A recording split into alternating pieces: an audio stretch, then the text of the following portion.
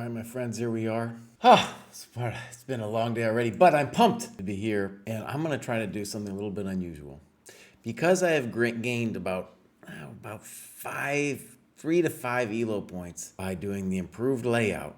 All these people here you see on the left, those are our graduates. I'm going to try to do it all at one time. By all at one time, I mean do the show all at one time. Previously, I had been splitting it up, and before it was a thing where I was like, oh, this is unnatural that we're getting so many graduates. But actually, it's just the new normal. And what I have in front of us here is the statistics page.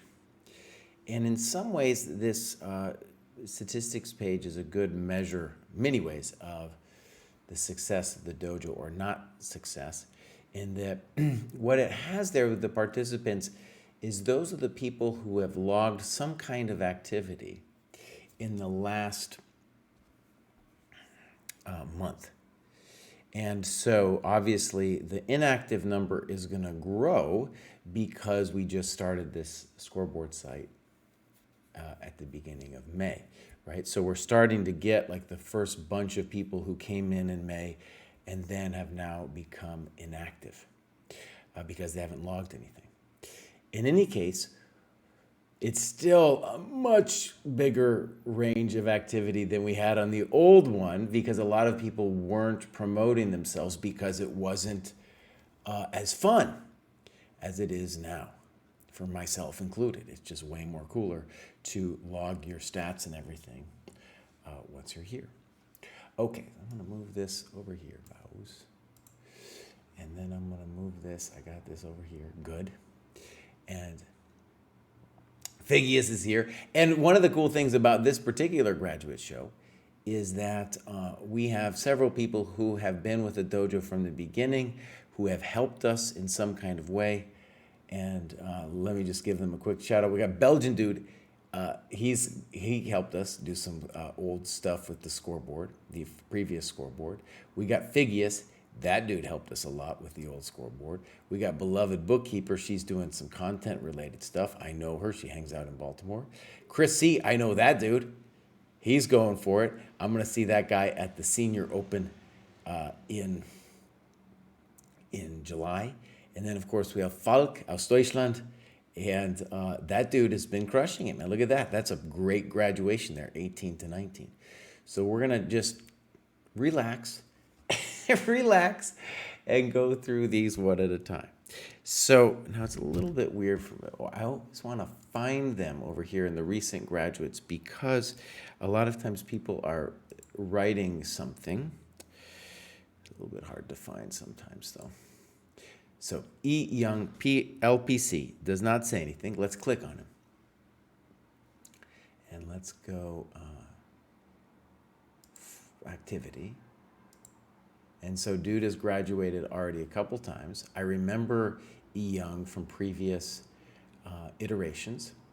And then you can see here, for already dude has done loads of tactics on his current cohort and then did 96 in the last.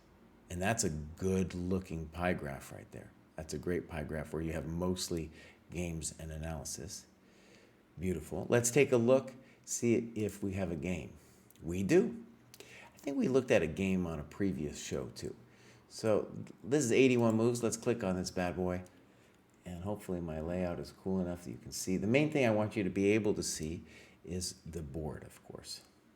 All the little stats on the side don't matter too much. All right, let's get into it. So I figured I could challenge the center and maybe push D4 and get a strong center myself. Okay, so I think F4 is interesting. I think it's definitely frisky. But the easy move to play here is D4. And we'll say that the reason for this is because black has blocked their knight from coming to C6, we can now bring our queen to D4. So this is just a nice position for white. Okay, but F4, oh, this is going to be done with timestamps, so we'll see how well both players use their time. historically, that is in past shows, what we have seen at the under 1,000 level is that people playing game 30s are playing way too fast. And definitely for such a committal move like f4, we would prefer if we thought a little bit longer. So let me explain what I mean. Let's say, okay, we get this position, you haven't seen c6 before. The standard moves here would be like knight f3, and you would have to know about the d4 trick, kind of like what I just described about the knight. That's something like knowledge you might need to have. But let's say you didn't know that, then you just play knight f3 on principle, right? f4 is, of course, very frisky, and d5 would be the question right now from black. Does it work? I don't know. It looks very frightening to me. So d6, that's also okay. Okay. And both sides are just unconcerned about the pawn on f4. Okay, good. All right. So there's nothing wrong with black's black's last move. The problem would be, dude, can you take it? Now, we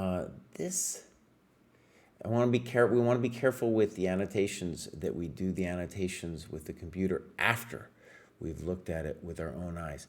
So in particular, we would want to analyze, we'd like to find that on our own.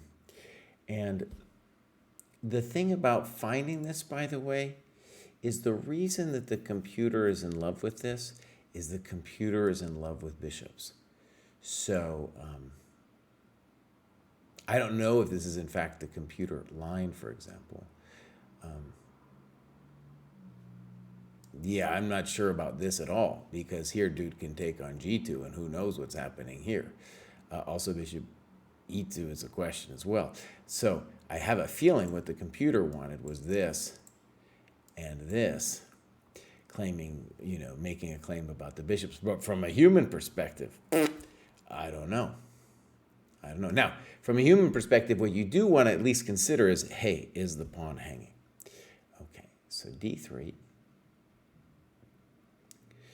Now, when you say computer still wants me to take, forget about the computer for a second. The question is, did you see that you could take the pawn? And here you definitely need to think about taking the pawn. However, it's no longer a clear thing here. It's important to see because of snip, snop, knight e5, queen d4. Excuse me, queen d4 is the question. All right, Chris C's here, Belgian dudes here. Pepper Chess, beloved bookkeeper. Nice. People have been working. So knight h4, not a developing move, but kind of interesting because maybe you can get the knight to f5.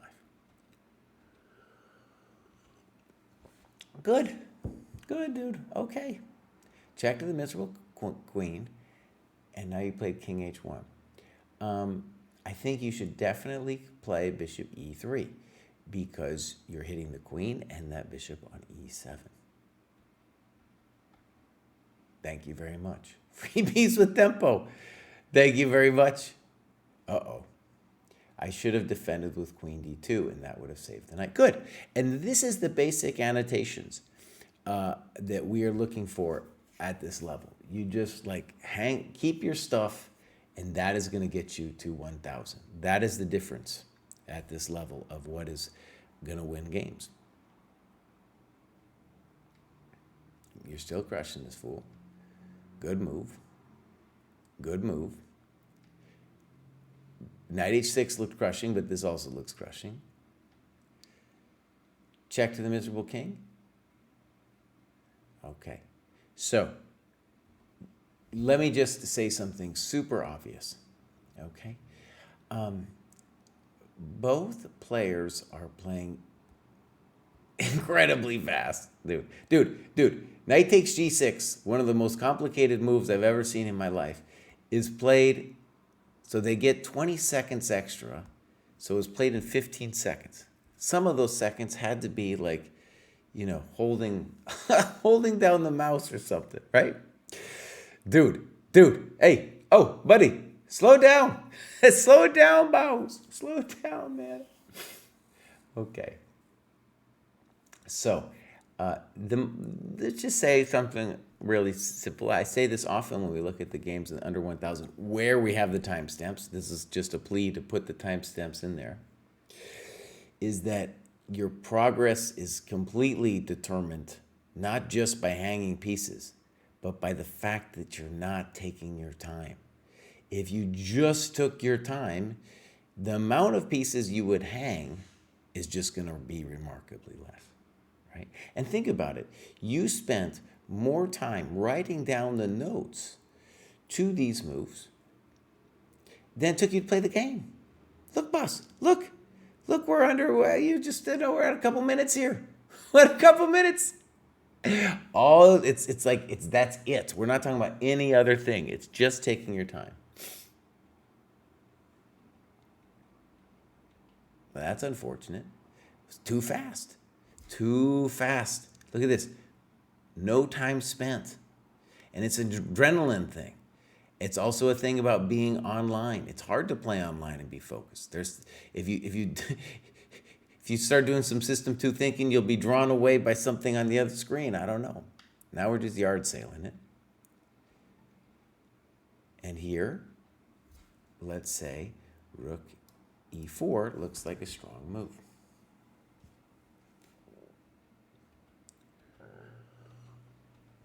And now we're toast. Now the only question remaining is, why does the game last 81 moves from here? That's the only question, really.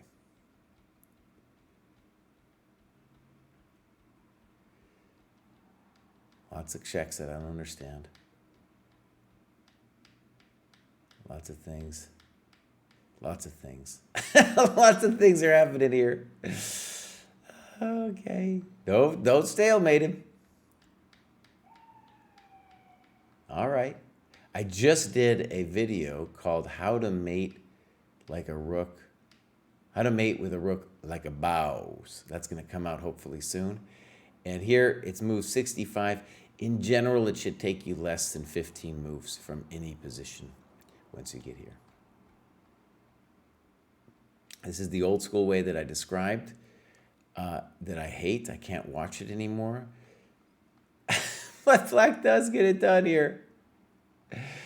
Whew. Okay, there it is, my friends. There it is. Okay, E. Young, great job, dude. Let me just say again the obvious. It's about time. It is about time in your game that will take you to the next level. And one of the things about that that's really interesting is we do all this stuff for the dojo, but I don't yet have a way, an exercise to force people under 1,000 to take more time. Maybe I should add that to the sheet, dude. We have a sheet of we have a thing for Dojo 3.0 where, for example, for the under 1,000, we added the blunder games where we just want people to play a lot of games when the under 1,000s to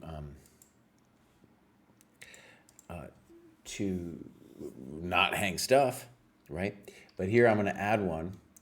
And this is just we have a internal document, but we also have a Reddit thing for Chess Dojo where you can upvote or downvote what you think we should add for Dojo 3.0. Dojo 3.0 is a long way away, by the way, but it's in our head of how can we improve the site? So I'm just going to write this in our internal doc. Task to make you 1,000 players move slower. And we'll say the impetus is the grad show. Maybe at some point, maybe somebody, I don't know if Kraai. Oh, here we go. I think we got this. So I'm going to just send you this Dojo 3.0 thing.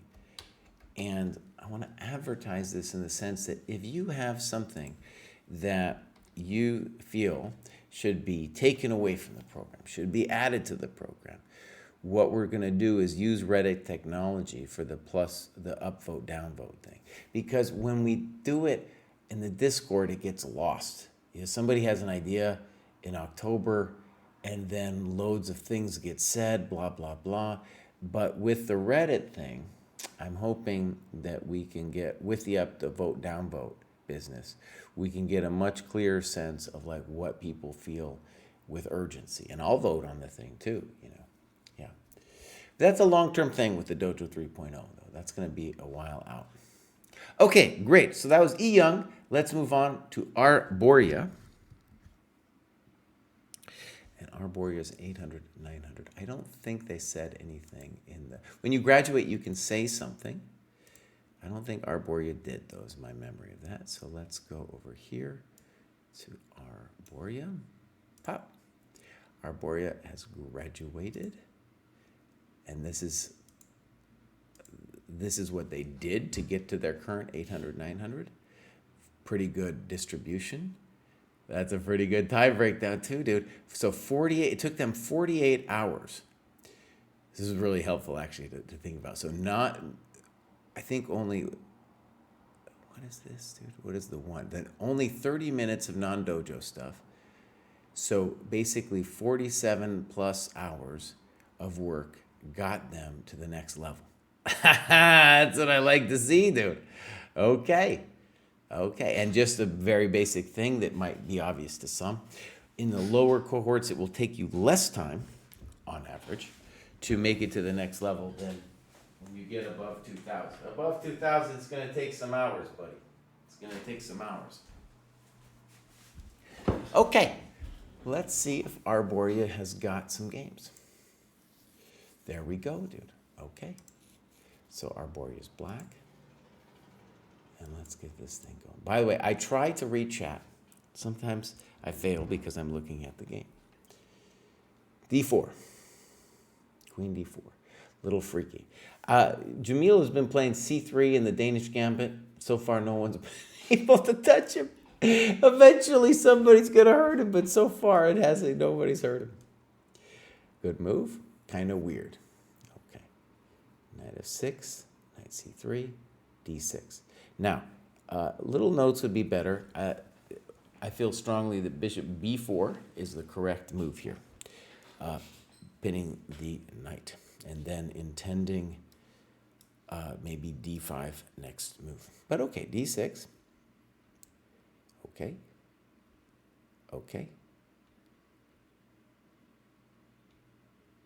A6.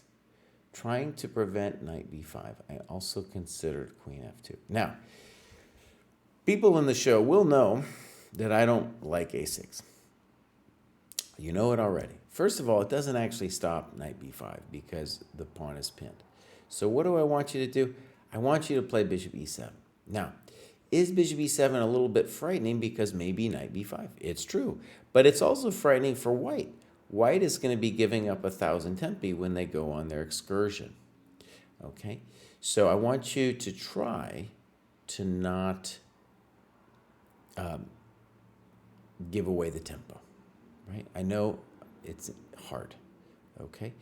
And in fact, knight D5 is the thing that's truly frightening in this position.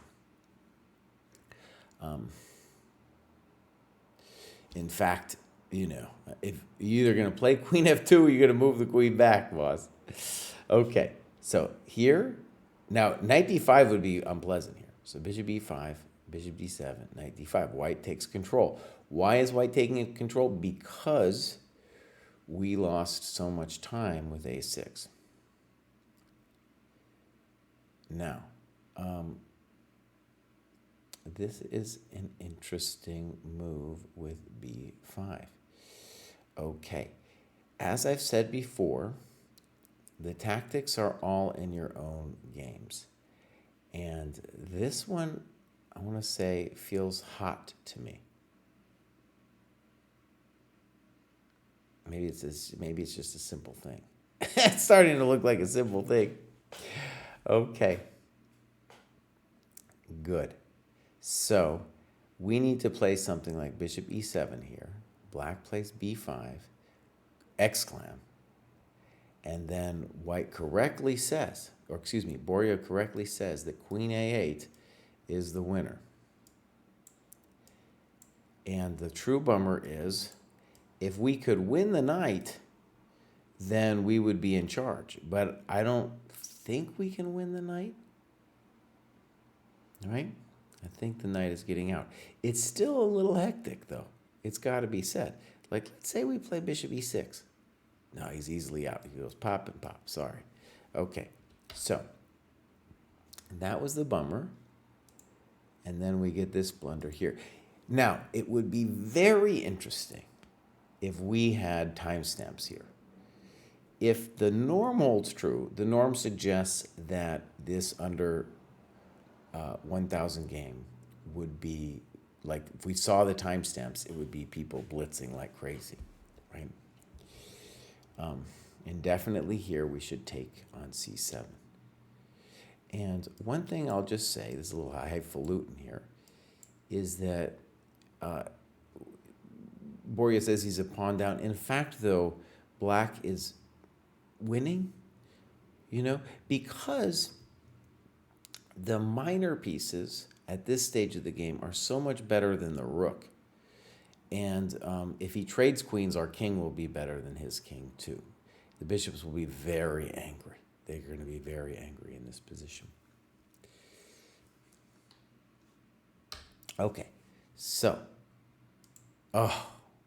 yeah, I want to know how long you took. Knight d5, knight c7. Wild. Okay, what? After this, I was completely lost. So it must have been a psychological thing where you were like, I'm getting wasted here in this position. In fact, you're doing great. I mean, obviously it's still complicated, but I believe in your position. You're going to play g5 or g6. You're going to play bishop g7, and your bishops are going to be very, very angry. Okay. So, all right.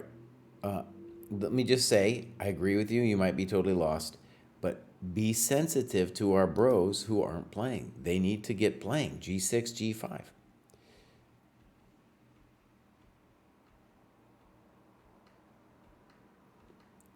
Okay, this dude is yard sailing it a little bit, and now you might have some practical chances. We'll see. Okay.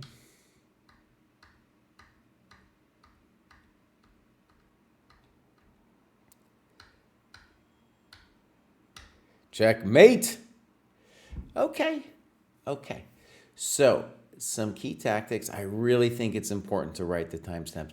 This is not just for the under 1,000. This is for everybody. Myself, when I play in these tournaments, I don't get the advantage of the timestamp, but I do write down the time after every move where it's mildly significant. So, for example, on instant recaptures, I'm not going to write the time, but basically every other move, I'm going to write down how much time was taken. It's a huge part of the game, right? And in general, for the higher rated you go, the problem is somebody's taking too long. Okay, maybe that's a good graph. The higher rated you go, you're taking too long is a problem in your game. Here, we're seeing with the lower rated you go, the problem is you're not taking enough time, right? Okay. So, Borja, great, dude. Let's move on, and we have Prince Markham coming up. Let's see if we can do a Control F here. There's the prince. And beautiful activity. Oh, yeah, look at this. Look, they did 58, and they did 13 hours to reach what they did. Now, if you only do 13 hours and you go up 100 points, you're on the path, my friend. You're on the path.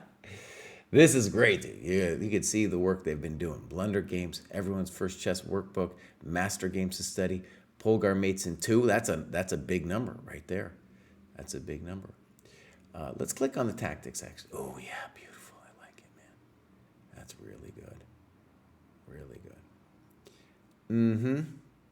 Okay. Okay, I'm liking this. Go back. And we're going to guess, maybe no game analysis, just because they haven't done too much. Let's just see. So it hasn't been done yet. Okay. So one thing I suspect here with Prince Markham is Prince Markham isn't playing yet at the required time control. but is still going through these requirements pretty assiduously, which is great. Here we have the algorithm. Great. I just did some new vids, as I was describing earlier, hopefully come out on TikTok and stuff, how to mate like a mouse. How to mate like a mouse. We're going to upload those to the site. We're trying to do an instructional video for each algorithm. And so that was part of me trying to be funny about it, but also to give content for the site. Okay, cool. Let's move on. We've got Gigabyte, who has been on this. He's definitely graduated before. Maybe it's not he. I don't know. Here we go. 9-1000. We're going to look for Gigabyte. Gigabyte, right at the top, boss. Not marking their time, but definitely doing some dojo score. Look at those graduation symbols. That's pretty serious, bows. Okay. Now. All right, let's look. A little bit confusing, like in terms of their start rating. I mean, their current, like. Any case, I'm not sure. Some of these recent graduations, I'm a little bit unsure. Like this dude. Like this dude, what's going on, man? How do you do that many graduations, Mouse? How do you do it, man? I don't know. I don't have the answers here. Okay, but Gigabyte is definitely doing the work. So it says like 1,000, 1,100, but dude's not there yet. So I don't know. Now, some people, what they're doing is they're starting from the beginning because they want to do everything they want to do all the requirements. And I think that's really weird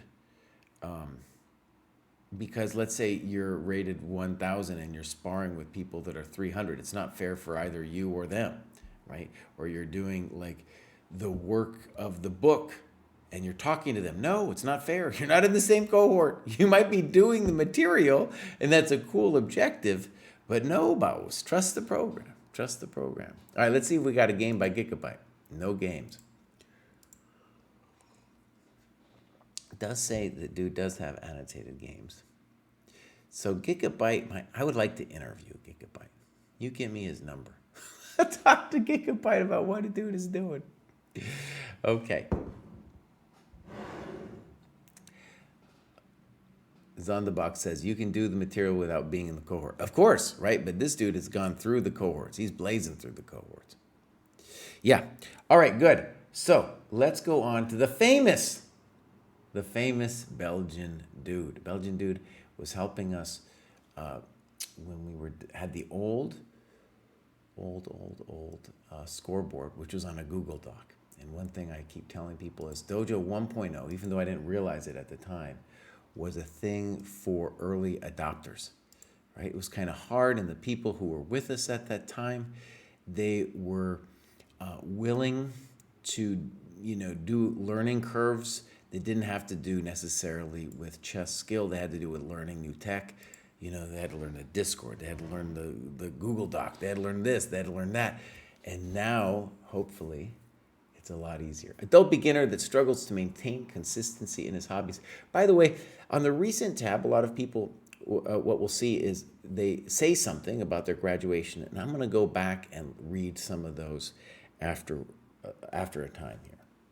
So, Belgian dude has made it to 9 to 1,000, mostly doing tactics. And this is, however, the new cohort. Let's go back to the old cohort. Made it with 21 points. So really not that much work, and dude is already progressing. So that's a sign that Belgian dude probably will quickly make it to 1,000 here. All right, let's look and see if we got some games. Lots of games. Nice. Nice. That looks pretty good, dude. That looks pretty good. All right, here we go. So this is a longer game, and we don't have timestamps, but there we go. Probably played on, it looks like it's played on chess.com. Okay, so here we go. Belgian dude is white. Okay, just a quick note, this is fine, what you did. the general reason that this move order doesn't work out too well is knight e4 in this position. However, I don't want you to feel chastised on that point because you are playing good developing moves. Okay, we're going to call h6 an inaccuracy because dude is not developing. Now, one of the things I can tell already, I'm going to yell at both players for, is both players refuse to develop in the next couple moves. So what would be, let's just imagine, what would be the developing moves in this position? The principled moves, right? Well, they would be bishop e3 or castles. Those are the moves that make sense. They get your dudes off the bench. Even a Belgian dude has got to get their players off the bench and into the game. Okay, so queen e2, not clear the queen belongs there, and it might get hit with knight d4. And let's say the same for black. What are the principled moves for black in this position? They're either d6 or castles. Thank you very much. That's it. We're not talking about anything else. Okay. You know I'm going to yell at you, Belgian dude. You know I'm going to yell at you, Bows. Now let me stress the learning principled moves. It's one of the easier tasks to do, whereas, let's say, not hanging your stuff, that takes a lot of work and practice before you don't hang your stuff. And even Magnus will eventually sometimes hang their stuff. Now, Magnus will sometimes play a move that looks unprincipled, but then there's going to be a reason behind it, right? Whereas for us, mortals, we want to defer to development. That applies to me as well. Okay, black should have played d6. Not hard to figure out. b4. Okay. Now, by the way, this would have been a nice opportunity for black to have played knight d4 here, probably get this position, and then the bishop doesn't, gets a nice spot there. Good move, bishop e3. Good move. Blunder. Okay. So, well, let's just say this, Bows. Belgian dude, knight d4 is a good move. And it has to do actually with the queen's misplacement earlier on e2. But, dude, we got to not play knight takes d4, right? So this is a plain blunder with knight takes d4. And here, I think your choices would be the nasty queen d1, the frisky queen d2, allowing a pawn weakness, or you take with the bishop, which is unsatisfying because that's your best piece and it's going to kick the knight. However, no, this is just unsatisfying. You don't want to do it. So, yeah, you had to move your queen. I think queen d2 is going to be correct. It's a far smaller problem to have dude take on f3 than it is, of course, to lose your piece. And if he takes on f3, well, there's some questions on the g file, right? In fact, if I was black, I don't even know if I would take on f3. Okay, so what am I saying? Bows. You got to put a question mark next to knight takes d4. This is where the game went bad.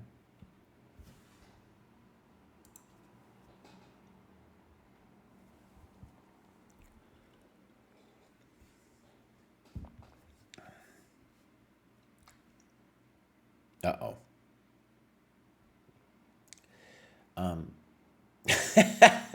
Belgian dude, you're having a yard sale, Bows. You're hanging all your stuff. I want to know how much time you were taking here, bud. Oh, no, we're just hanging everything, man.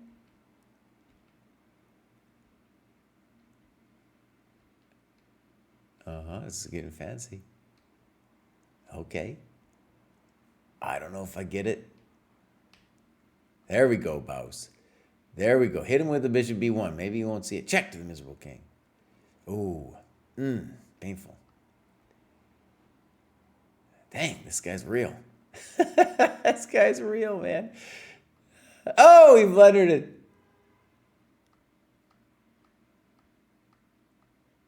Oh, did dude finish you off? Here you're not without practical chances. You won this game, dude. Holy moly. King e4. By the way, that's your best move of the game. King e4 is a nice move because you cut the knight off and you threaten things like c4, c5, c6. Okay, now we got an interesting technical endgame. You play king f4, And this would be, I think king f4 is correct, by the way. Let me just say something. I'm going to take my king e4. I'm going to take my praise of king e4 back. The jerk that I am.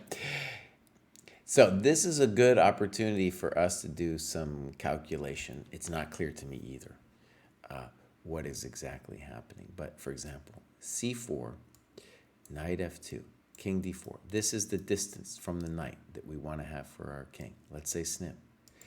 Can black get back to hold the pawn? Maybe. Maybe. But it's not immediately evident to this peasant that everything's going to work out. I guess it is, though. I guess it is going to work out because dude has this move and this move. But it's still, no, it's still hairy. See, I go here, and what do I want? I want to take away these squares from the knight. This is not clear. Not clear at all what's happening here. Yes, there's a very interesting variation. Okay, so king e4. Poor move. Dude needs to play knight d3. c4, run, baby, run. Poor because now you're helping the king in. The king wants to come back to fight for the pawns. Okay, good. Now black needs to play king e6. Mistake. Now, so what did black just do? He moved the king away from the pawns. Let's run, baby. Run, Forrest, run. Now, that's a highfalutin move. That's a highfalutin move, boss. c5 would be the main question. Now, black needs to bring his knight or his king back. Will he do it? Okay. Not clear. This is helping. Good move, I think. That's not going to be it. c5, baby. I don't think that's going to be it, boss. King e4. Why didn't we play c6? Oh, well, now we're going to do it. Well, goodbye. There it is, boss. There we go. There we go, baby.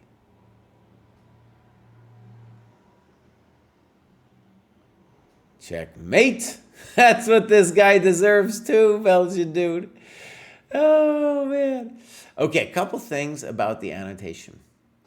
In general, good. A good annotation. And could stress a couple things.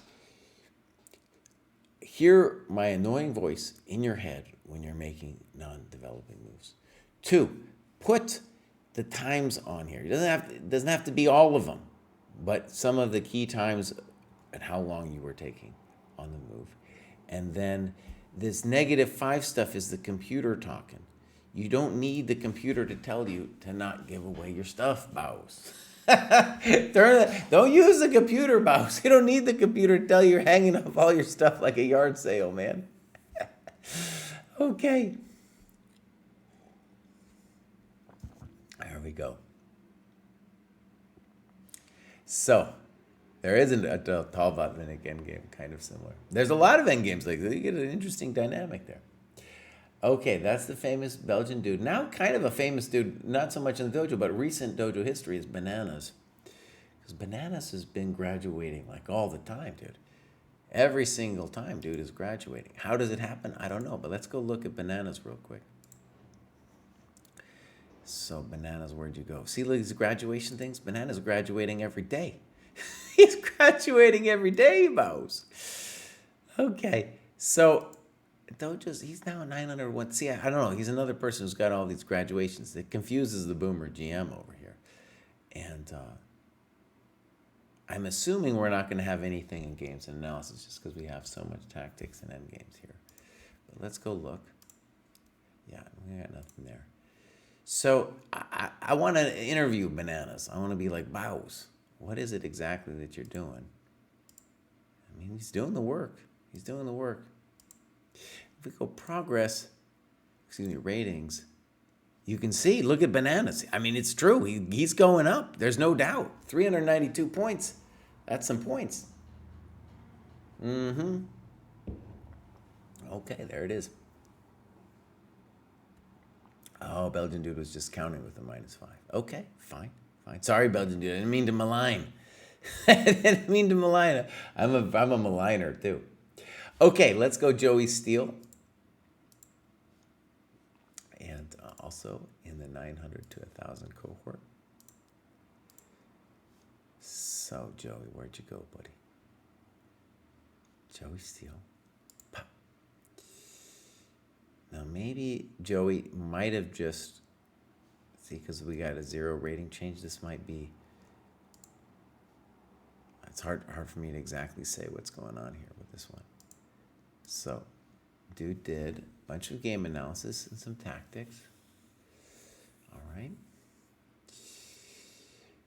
There's like some confusion. I think we're still, a lot of these graduations will have some confusion about the transition from the old doc to the new one. So for example, I think in the old doc, a lot of people hadn't graduated themselves. That might be happening. I'm not sure. Let's take a look at Joey Steele's games here. No, we got nothing. Okay, so we'll leave it there. Click on the tactics. Okay, good. Good. Actually, it's this one we want to click on the tactics. Well, that's the games analysis. Okay, good. So that's the famous Joey Steele. We're going to go up to Jakob now. I don't know if that's how dude pronounces his name, but let's go over here with Jakob. And where's the thing? There he is. Pop. 52-point gain. Good. And actually, if I go back for just a second. Right, so you can see dude got to 1350 ChessCom, which is exactly where he wanted to be to graduate. So that's fun, right? 52 points of gain, got it up there, says, I'm ready, Baus. Let's go. I like it. Okay, so activity. Loads of endgame work. And let's go back one. 55 points, that's pretty good. 24 hours. That's what I like to see, Vin. Okay? So, 24 hours of work to get to this next level. And let's just click on, say, endgame. The algorithm and the win conversion. The win conversion is something else that we've did. For the above 1,000, we have sparring and positional sparring for the endgame, just to get a sense of what that might mean, both for higher rated dudes like me, and then also for the low rate as well. But then below that, we want people to be like Baus. When you have an extra piece, can you convert this on a regular basis? Okay, let's see if we got some games here. No games. Okay, so that's Jacob right there. Nice, dude. I like the time breakdown too. Look at that. That's beautiful. Let's go back one again. Look at the time breakdown. Yeah, I like it, man. Okay. That's interesting. So maybe actually that's me. that's me playing with that. I don't know. The Jacob. Okay. My Belgian dude says, my games are all about a year old, but could miss Jesse trashing my bad games. Yeah, it's pretty rough, man. Okay. Good. So, Casper Zoo. Let's go. Casper Zoo here. And let's see if I can find Casper Zoo without having to use the boomer tools. So if I can just see him. Oh no, it's too much on my eyes here. Too much on my eyes. I'm not gonna be able to just find, dude. You just use your boomer tools, dude. That's why they invented this boomer tool. Wait, there's a problem. Casper Zoo isn't there. Casper is spelled incorrectly. That's why. There's Casper Zoo. It's not Casper Zoo, boss. It's Casper 700. That's my bad. Now look at those. Look at those graduations, dude. 928 point gain. Oh, buddy. Now, that's some serious business, dude. That is some serious business. Now, I don't know. Maybe dude just started from the top and started graduating himself. No, I don't know. I don't have an answer to this. I don't have an answer. This is pretty amazing, though. Let's look on the activity. So, dude just arrived to 1,000, 1,100. Something's weird going on. Like I said, things were happening in the transition of the new scoreboard that don't make sense to the boomer GM. But that is a good time breakdown right there. Because look, it says dude graduated 1,000 times, but then only these cohorts are showing up. I think dude really started at the bottom though and just cranked himself all the way, dude. All the way. That's a great pie chart for the time breakdown. All right, let's see if we've got some games here. We do. All right, let's go. Kaspar's black. Let's get it going. Blunder games. Okay, these games are to get you extra practice playing with particular attention to blunders, hanging pieces, and noticing when your opponent has blundered a piece or a checkmate. Now, let me say something about this. The blunder games, our intention was not that you annotate them, though it's fine if you do, right? The annotations are for games where you really spent some significant time thinking about it. Let me just go back and see if the other one's also a blunder game. Blunder games. Okay, fine. Fine. This is good. And one of the things also that's interesting is for Kaspar now, who's now in the 10 to 11, there's no more blunder games in the 10 to 11. So really what happened is dude used these games to achieve the next level, or that was part of dude's path, let's just put it that way. Okay, let's go. Let's just take a quick look. Kaspar was black in this game. Everything good so far. Blunder. Okay, so I would want, this is obviously his opponent's making this blunder, but this is the time to put a question mark. Notice, neither player is thinking at all. At all. At this point, I was happy to not be down anything after the trades game. Boss, did you notice that you are up a piece? Development, great. Good. Fine. Good. You got him, boss. You got him. Now, can we just say something obvious? Boss, look at this. Neither player thinking at all. This could be a bullet game. Well, I mean, what are the... Woo! It's getting hot over here. This is a bullet game. Now, you are taking all his stuff. That's got to be said. Checkmate. 95% accuracy. Okay. Whew. You guys, the path from here is clear. You will be so much stronger if you think a little bit. I guarantee it. This is one of the few guarantees I can offer in life. I don't know much about computers. I don't know much about streaming. You can tell my layout is terrible, but I can tell you this. If you think a little bit, your play will improve.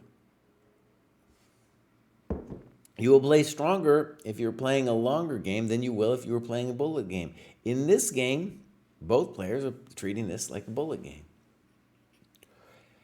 So if we imagine Kaspar, 700, takes a little slower, well, dude's going to fly up the cohorts. You know, it's not even going to be like anything that requires skill or work. It's just like, oh, I'm going to think. There it is. Progress attained. It's over.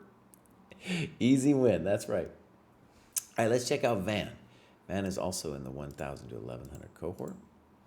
Van graduated last time too, so this might be me not getting it right. Let's check. Van has got 38 points. Activity. So right, Van has graduated before, and we checked out Van on a previous show. So this might be a mildly spurious graduation. I'm not sure, but here we go. No games. Again, like I'm saying, I think when these graduation shows, it's going to even out after a little while, where we're going to get people have figured out how to move from the old score sheet onto this one, and the graduations will be, as they're meant to be, you know, a little bit more meaningful, i.e. someone really did the work and then what's going to show up, right? But here people are still situating themselves on the scoreboard. Okay, good. Let's move up to HCon. And then I'm going to go look at some of the things people said, because it's interesting. So HCon is at 1112. And there he is. Sorry, I default to the to the male gender. It's a terrible thing, dude. It's a terrible thing. If you wanted to like suspect me of weird sexism stuff, it's true, dude. I'm always defaulting. So I accept it. It's a fair criticism. It's a fair criticism. Okay. 95 points gained. I think as we saw, I think it's going to be 1350 to advance. So this looks all beautiful. We go activity, endgame work. This is though to get to this cohort.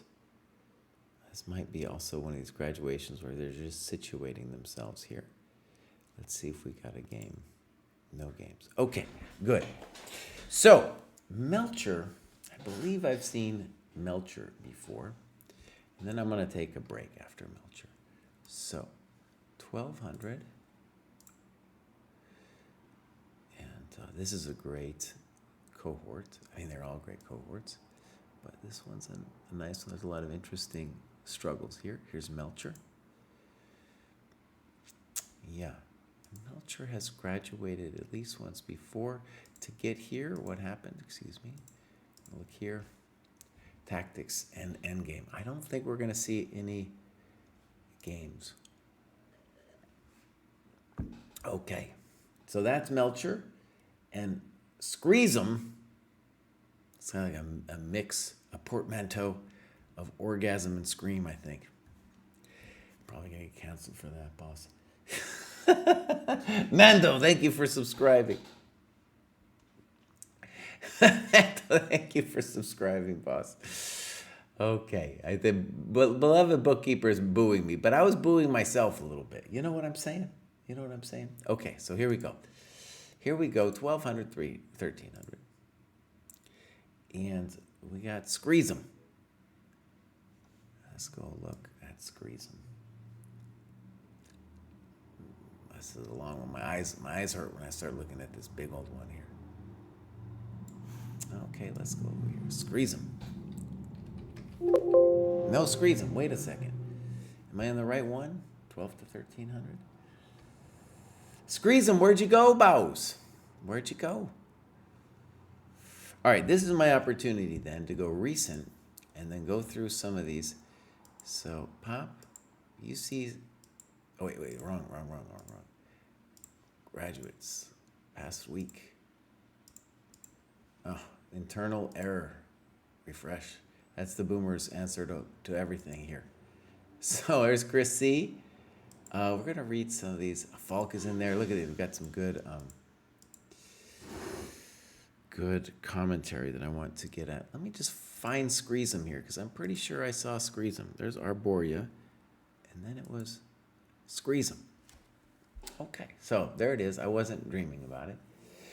Let's read what Screesum says. Really like the structure provided by the program. I think playing the long game has been what has helped me the most. Do remember after my first long game as a part of the program and how I had a much better understanding, especially after analysis. Did have a hard time finding long games initially though, but that got much better when I found the Open Classical. Really appreciate the videos you guys put together. I probably haven't spent enough time sparring, but I've had post-mortems with my opponents with most games, which have seemed to be helpful. Great, dude, okay. By the way, what I'm reading here is anyone who graduates gets prompted to write something about their graduation. They could say whatever they want, and this is just what comes up on the recent graduates page. Okay. All right, and also you can say something about yourself when you put your profile up. 132 rating points gained. Oh, this is real. Okay. Found the Dojo training program December 2023. Probably 22. It had to be 22. Started with the endgame book and Polgar's mates. Struggled to find long games until I found the Dojo Open Classical. Okay, good, dude. So, this is looking great. So to get here, Screesum did that. 100% time breakdown. Now, I have a feeling this is... So, dude started, I'm going to say December last year, And a lot of their work probably is in the old Google Docs, so it's not totally imported. Let's see if we find a game. I've got some. One of these persons is Screezem. There it is, uploaded. We're just, well, let's get into it. We'll guess. We'll be able to guess soon who it was.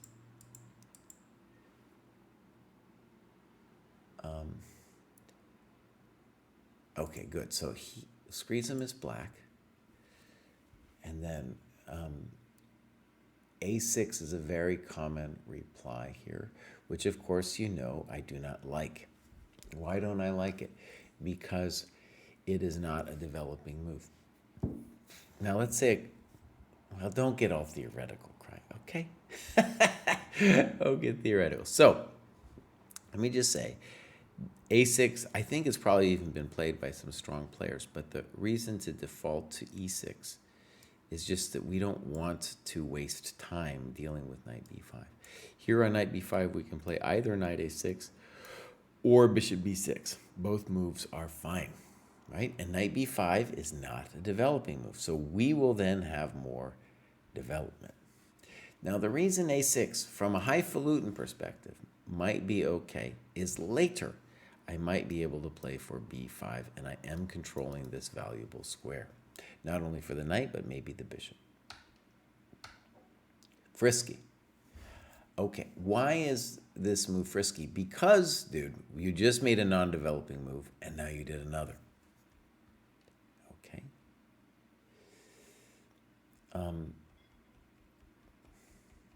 Okay.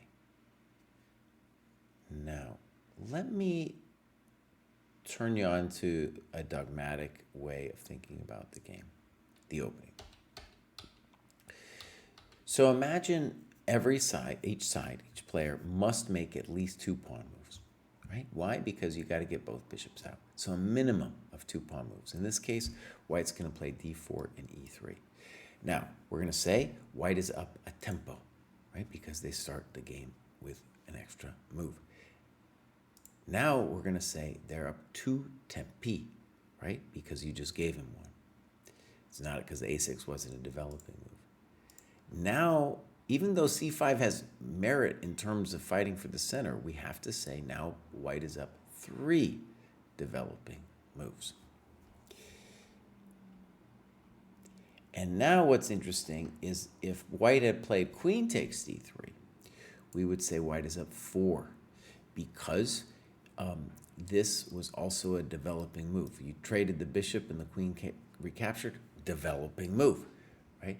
Now, does that necessarily mean you're lost here? No, but, you know, white's got a lot of time, and you have to figure something out to get your king castled, right? And white should then try to open the position. When you're up in time, try to open the position. So what am I saying? It's important to develop with every move and to maybe keep track, right? It's kind of like, I don't know why my mind went through this, but you know, like you start keeping track of your weight or whatever measurement you are interested in life, and you're going to be thinking about it a little bit more consciously. In this case, it's easy to learn how to count tempi, right? Okay, so c takes d3. Now, this makes me nervous because white can take on c5, and they did it. d4, now you're down a pawn. It's a kind of annoying pawn now, too. Okay, so this we're going to call a material mistake, and you just needed to play e6 here. You have to play e6. Remember, you got to play 2 developing moves, right? Okay, so now we're in trouble. Knight h5. Again, not a developing move, but I have some sympathy with it because it's hard to know what to do at this point. Frisky.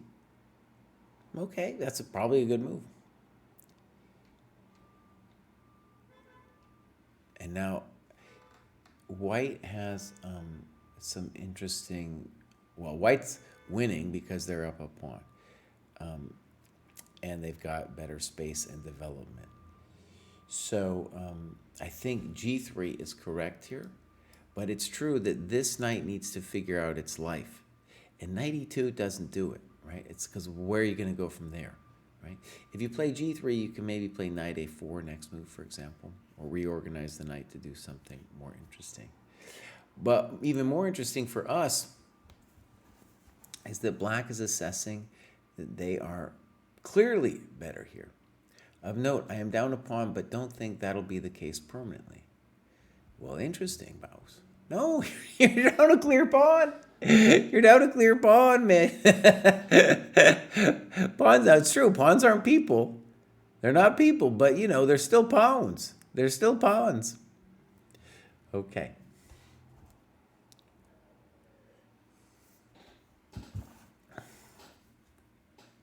Okay, so here we go. 95, okay. I don't understand that move. Okay. One big question I have with 95 is, well, what would happen if I popped him out with f6? Okay, rook b8, queen b6.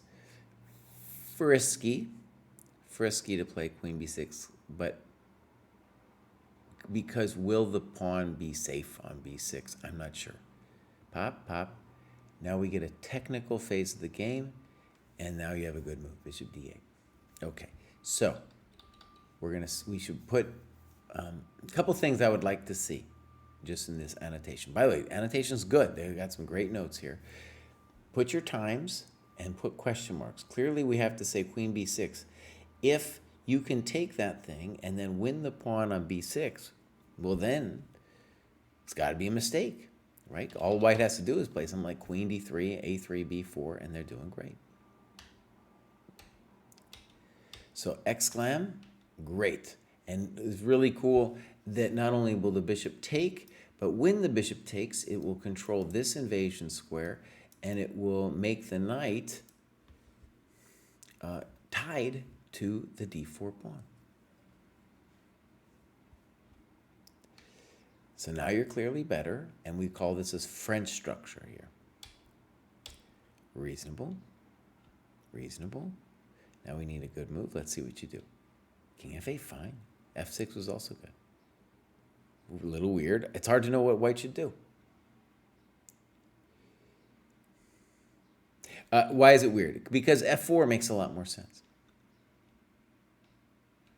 Good move. By the way, very nice, just simple maneuver, bringing your king in. Now your bishop can move if it needs to. And you're doing great in this position. And kind of the key challenge would be, can you do something active with the black rook? To my eyes, we're not in a hurry to play rook c8, because even though the rook on c2 looks great, it's contained at the moment. So it would be interesting to me if we could get frisky with a move like rook g8, or intending g5, or rook f8 intending f6. You could start with f6 too. Yeah. Okay, but here we go, and now we have a classical ending where I definitely like black, because you have not only the bishop over the knight, but you have the pawns on the light squares. I did a video ages ago called Capablanca's rule. You want the pawns on the opposite color. That was Capablanca's rule that he wrote about in his book, because the pawns here control the light squares and your bishop controls the dark squares. Do not think that it's the other way around. It's a first intuition. You think it's the other way around because people say to themselves, oh, I got to have the bishop being able to protect my pawns. In fact, if it's that way, your bishop will just be hemmed in by your own pawns.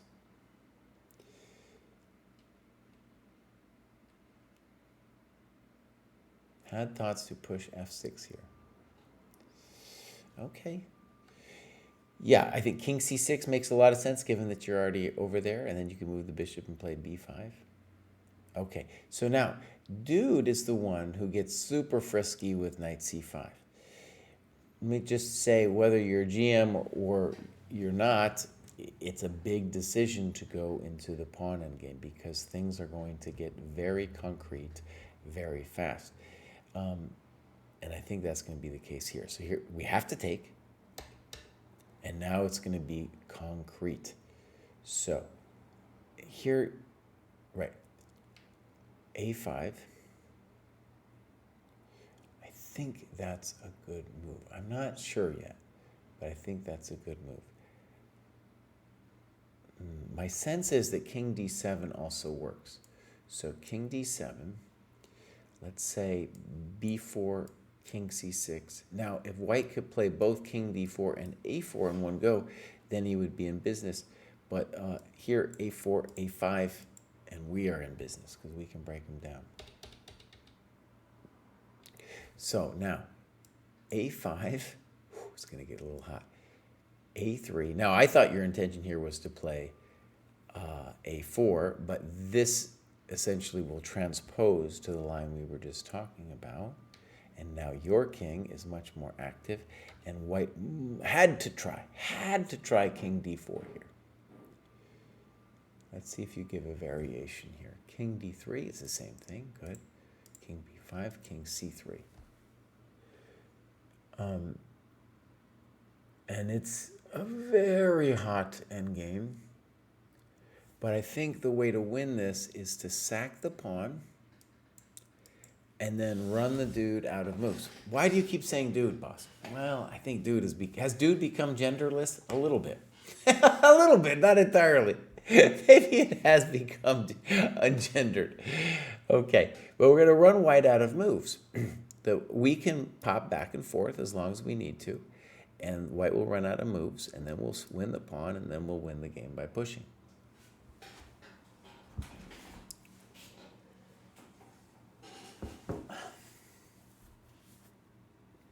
Dudes can have any gender they want, that's true. Okay, so maybe I'll just do a dude as my default. Okay, incorrect. Good, now you're winning. Good, nice waiting move. Ooh, I didn't like that.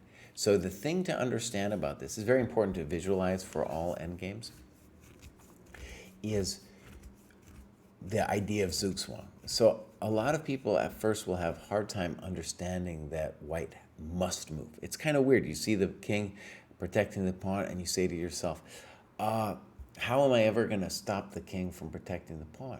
There's no way for me to knock him out of there. Well, bows. He's got to move. That dude's got to move. So we just waste time until they run out of moves, and then they move and we take the pawn. Okay.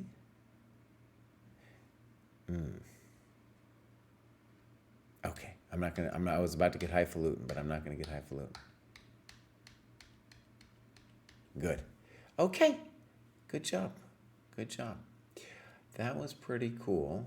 I want to go back to Screezem for just a second here. Those are Screezem's games. Good job with the games, man. So I really like, so a lot of, obviously this graduate show, this month and last, a little bit tricky because people are still adjusting, but this is the kind of graduation that I want to be covering, right? Where clearly Screezem has worked at it and has made some very good progress with every aspect of their game, right? Including the rating. Okay, my friends, I'm going to take a quick break, and then I'm going to be right back.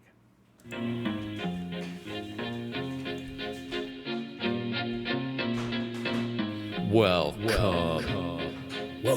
to the dojo. Check out Joe, he's a Reddit bro, likes to edit posts, and he starts to gloat when he gets the most of votes or likes. Yeah, he's really hyped, really psyched, cause the crowd is really tight and the work is really light. His training plan is the first thing your eyes see, cause he got more follows than my boy Eric Dicey. Opinions on Magnus, Hans, and Karyakin, who cheated who, which engine did he packing. He got blocked by Short, ignored by Dvorak, but he can't be wrong, he scored a like from Truan. He's got lightning attacks on GM blunders and gaffes, true not over the board, it's only the other chap. Still his 7-year plan ensures the last laugh. Distractions detract from any actual actions. Excuses are useless, he rues his inaction. Awaits satisfaction, the status of Magnus. He bought 50 books and opened up 10. Fools ought to read Psalms, not my system. He's got 30 alt accounts on every site around. Chessable courses keep looking cheaper by the pound. He got 20 22 databases and 36 engines, 25 chess sets, and a massive clock collection. He bought merch from Gotham,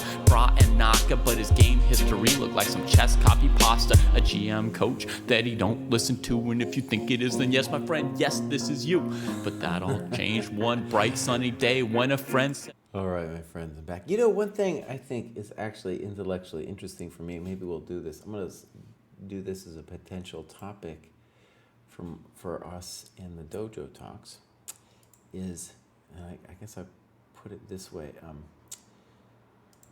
can chess bros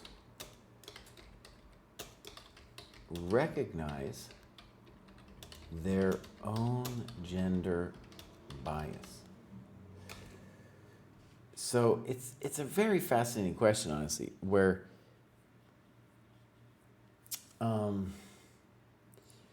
so for example, if you just you stop David Kostya on the street and say, "Dog, do you have any gender bias?" We would say, "No, man, what are you saying?"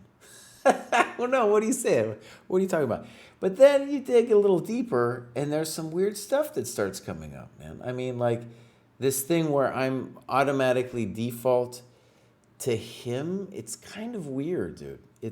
It's kind of weird and uncontrolled on my part. So I want to first acknowledge it, but then beyond that, it's just more interesting to be like, well, what's going on, boss?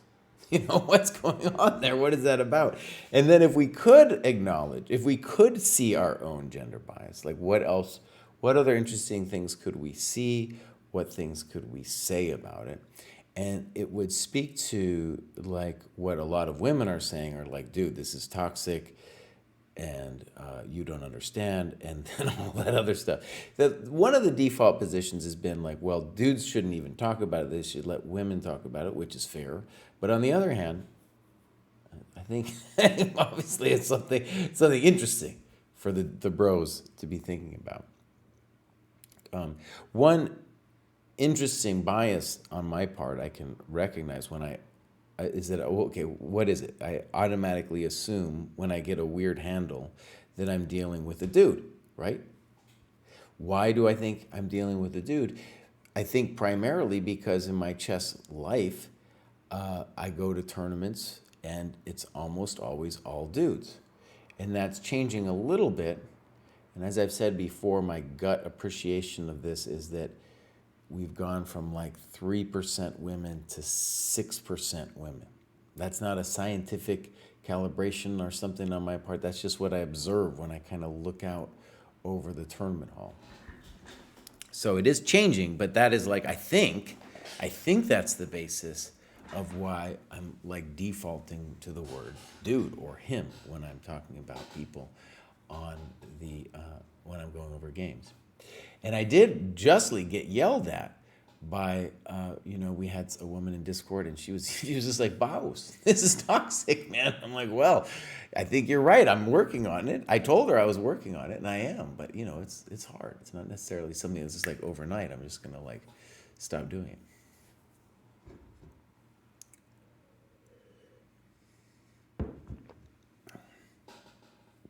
Okay. So let's continue. And I put that on the list of dojo things to talk about. I think if we're going to do talks on it, it would be, I would want to flesh it out more in my head beyond just this casual thing where I make the mistake over and over again. I think Pruess, as a communist, would like to say that he has zero bias, I'd be like, "Boss, I don't know. That's just because you're a communist doesn't make you clean, buddy." You know what I'm saying? You know what I'm saying, Boss?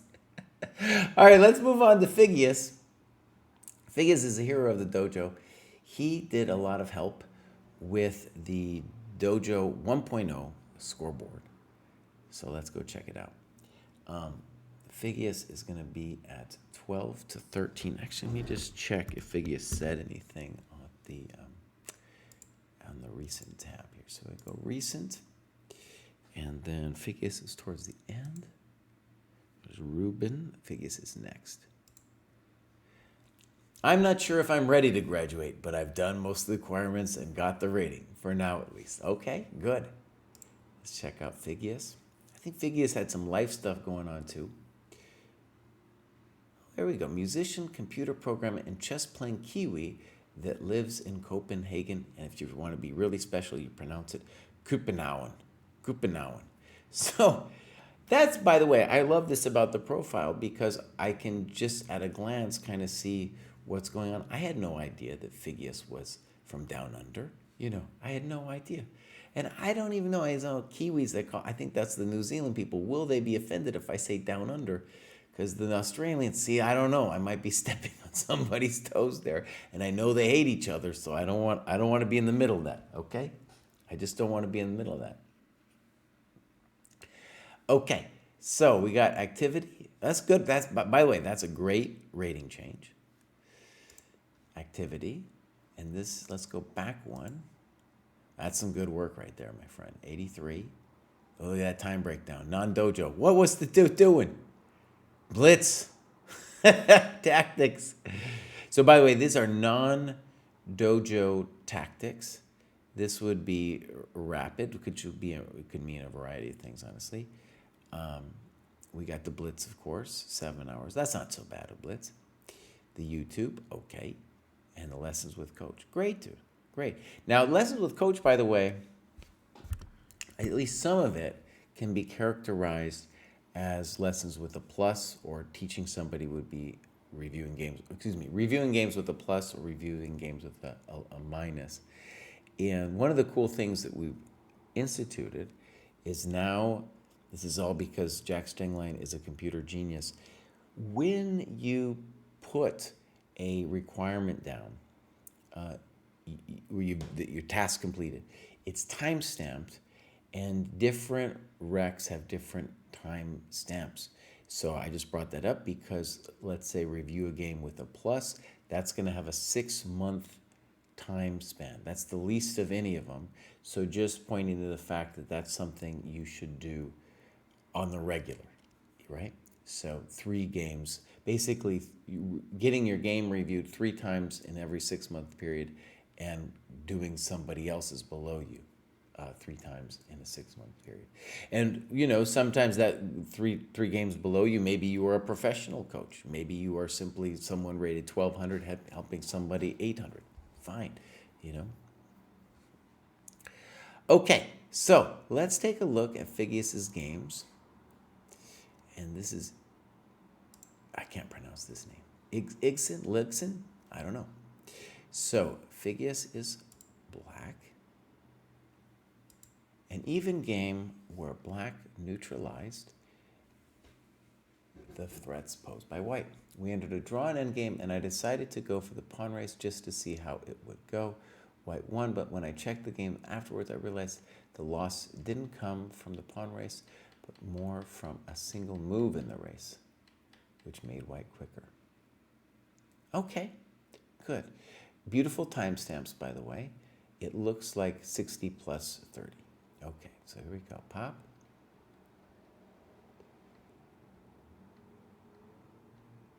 Beautiful. Okay, so what do we have? We have our Carlsbad structure.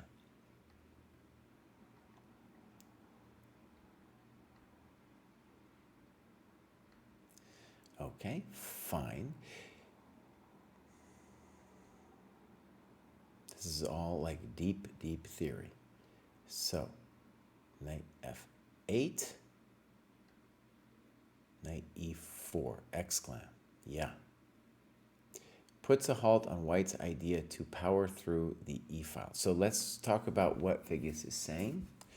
White would like to play f3 and could have considered it on the last move, probably should have. But this move, knight e4, is using tactics to, first of all, hold down the e4 pawn. And second, when we get this exchange, it's now a little difficult for white to play f3. White does so anyway, which is correct. Good move.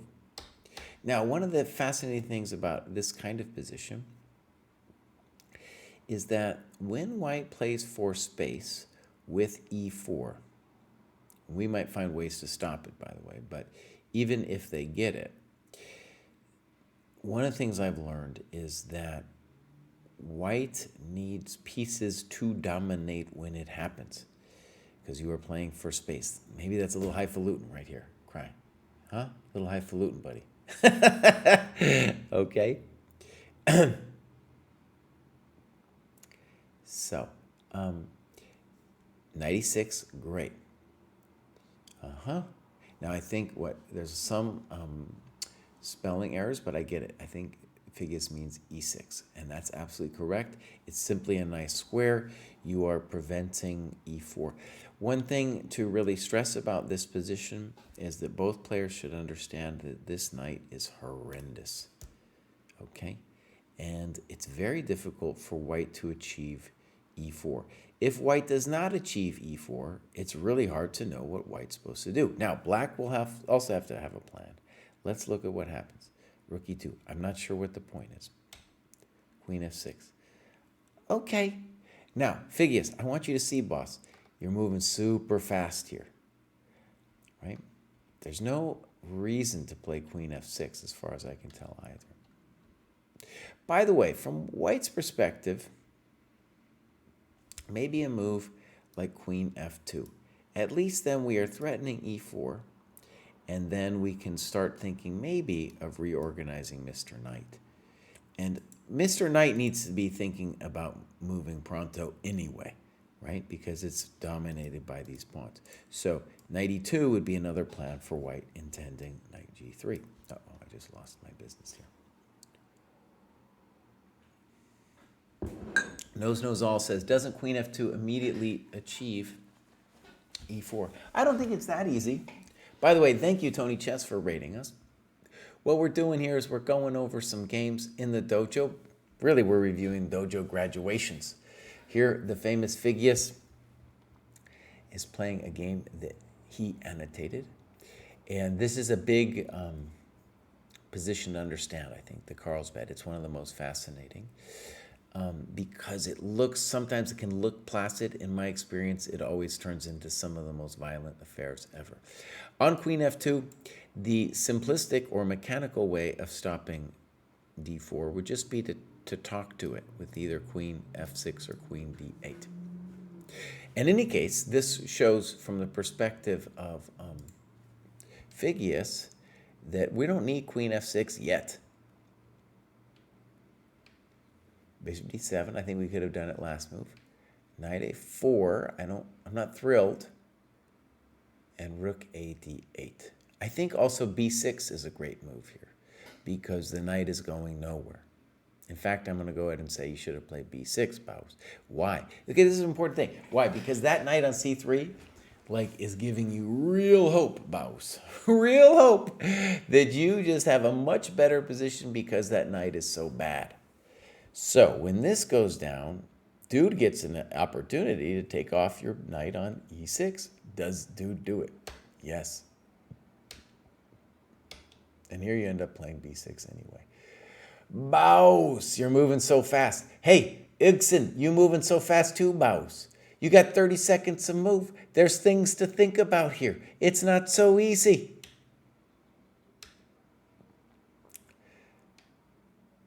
Now, if you were going to trade queens, you might as well play queen e7 here. This, though, one of the things interesting about this king h1 move is, first of all, we can see that dude is obsessed with playing e4 when there's no way it's actually going to happen. And king h1, now his king is away from the action.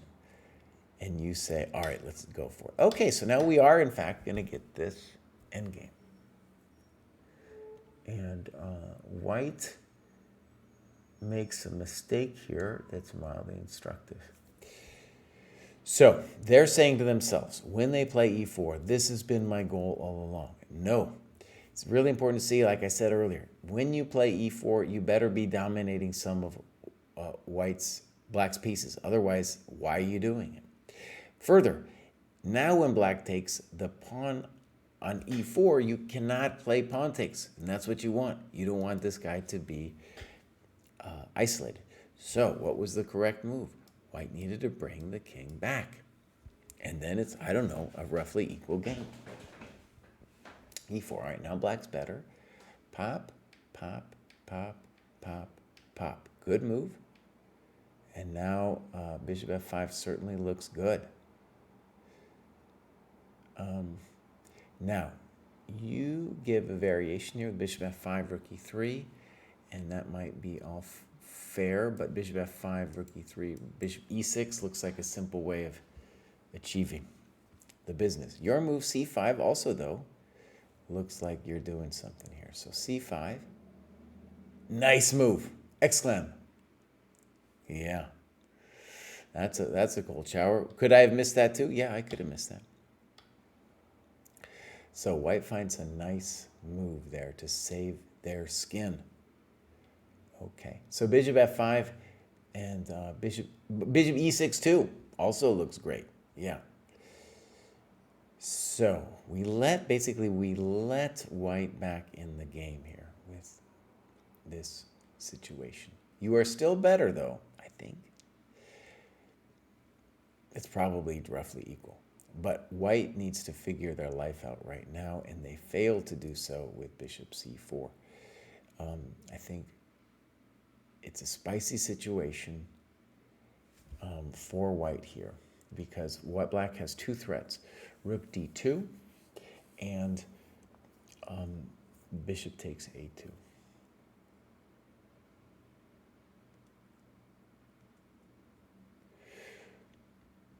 I guess rook takes b6 is also a problem here.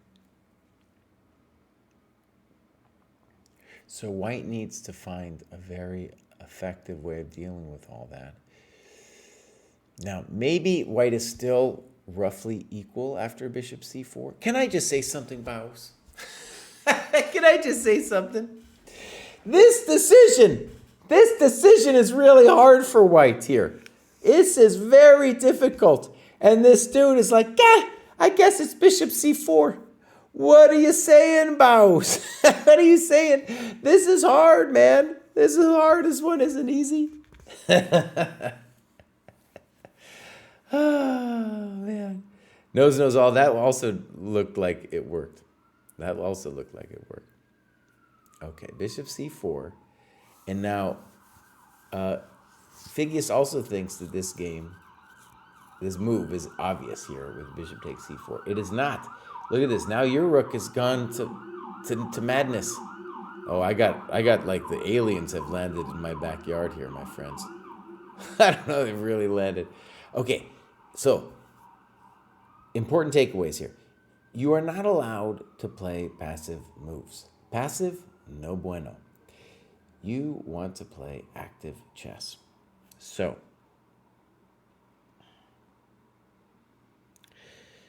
the big question was, do we play rook d2 or do we play rook check and then rook d2?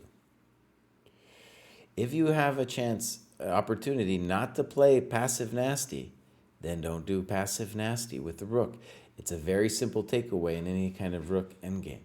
Now, let's say you were to say to me, Kraai, I missed b4. No, that's not the point. Even if you miss b4, you don't want this passive position of your rook. Okay, so now, Phigius, instead of moving in under 30 seconds here, it was time to do some deep calculation, Baus. Rook d1, king f2, rook d2. Can white play rook e2? I guess they can. I guess they can, right? But it's not true. I take, thank you very much, and I'm going to win the pawn on a2. Okay, so that's a good omen for us. So where's the white king going to go? It's not such an easy question. Not so easy, Mr. Lemon Squeezy. King g3? I don't know. If you go e3, I'm gonna just yard sale all those pawns. So let's just put on g3 for a second. Now, I got some options. I can play rook b2 immediately, after which I'm at least better. Or I play king e7 with the more ambitious. King e7 I'm going to say no to because of bishop e6 and rook a4. So I could also play bishop c4 and rook b2. This is a hard decision. This is not something I can make. And it would take me a good 5 minutes at least, Baus. At least. And then in addition, while I'm calculating this, I'm going to be calculating rook d2. The point of rook d2 is to say, well, Baus, I don't even want to let your king out. I don't want to let it out. Also an interesting question. And the key variation to me would be pop, pop, pop, pop, pop. Can white win this pawn? Well, actually, I don't know. I think the dude might have hosed himself. Might not even be a dude. I'm saying white has hosed himself over here in this position because rook c7, c2, and I got this business. Would I try to calculate that if I was playing the game? Yes, I would. This isn't easy. It's not 30 seconds, mouse. Woo! Okay, so the point is not to say which of those is correct. It's just to say something really obvious. That Phigias here and his opponent are missing massive gains in their chess because they can't slow down. And we can do all the requirements in the world, but we're not going to be close to our true potential until we slow down. Let me stress, I think from a psychological point of view, from the perspective of thinking fast and slow, people are moving fast because when you're mildly exhausted, no one wants to use System 2, boss. No one. This has been experimentally proven. It's just hard, it's nasty, it takes some work. So, it takes energy, it takes calories. You burn more calories when you start using System 2. So people will naturally do a thing, their mind will play a trick on them. And what is the trick here? The trick is like, well, Baus, I guess I got to take on c4, and I guess I got to play rook c6. And their mind's like, do it. And the mind sends a signal to the hand and says, Baus, I'm not ready to think on this. And I'm done thinking. I'm done. Okay, here we go. v4, okay.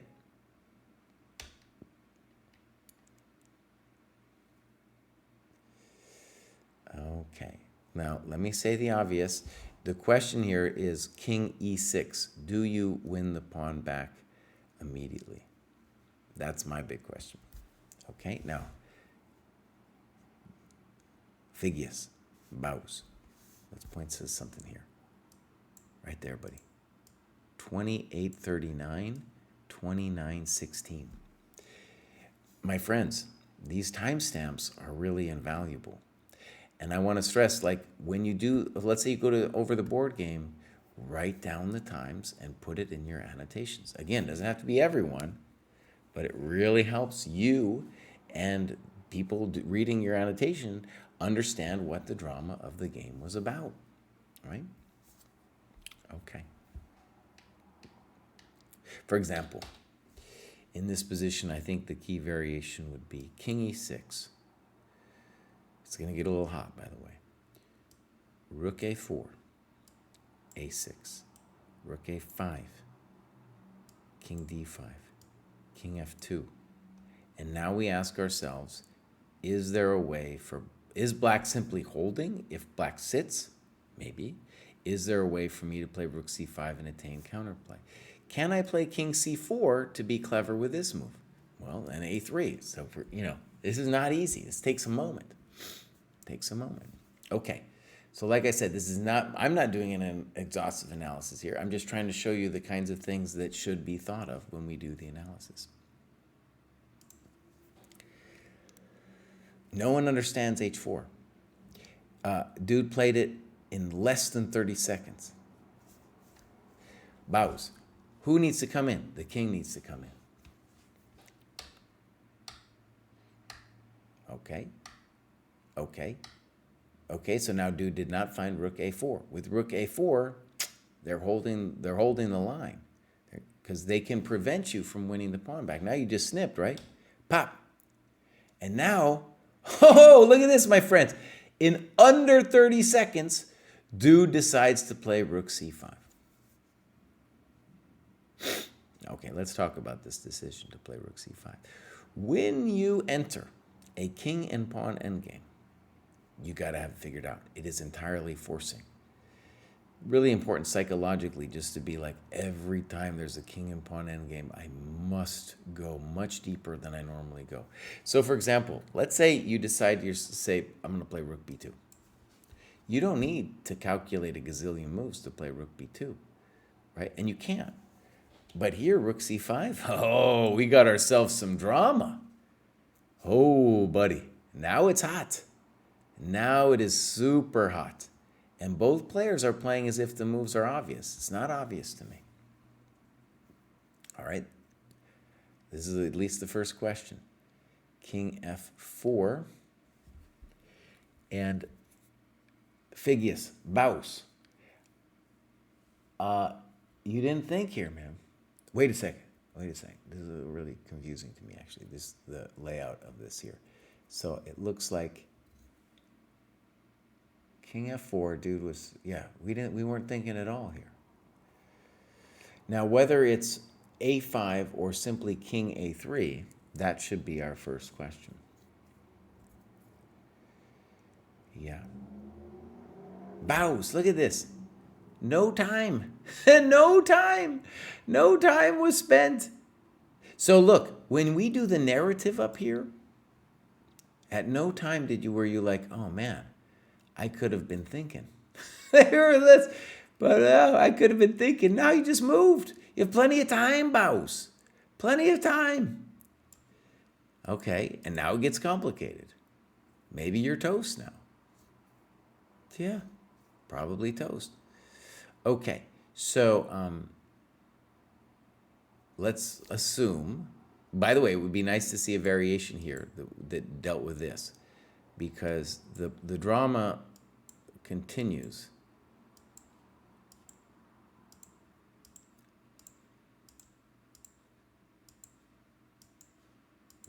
We're going to say this is lost, right? Because I check, and then I just start scraping everything up. But we needed that variation. So now, g5 is played in the game. We snip. And now white should think here. White should think here for a considerable amount of time. He does not.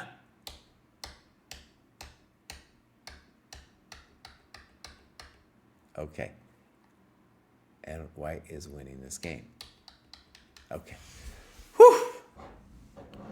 Figius, it's obvious how you can improve. Let's just say it's good news.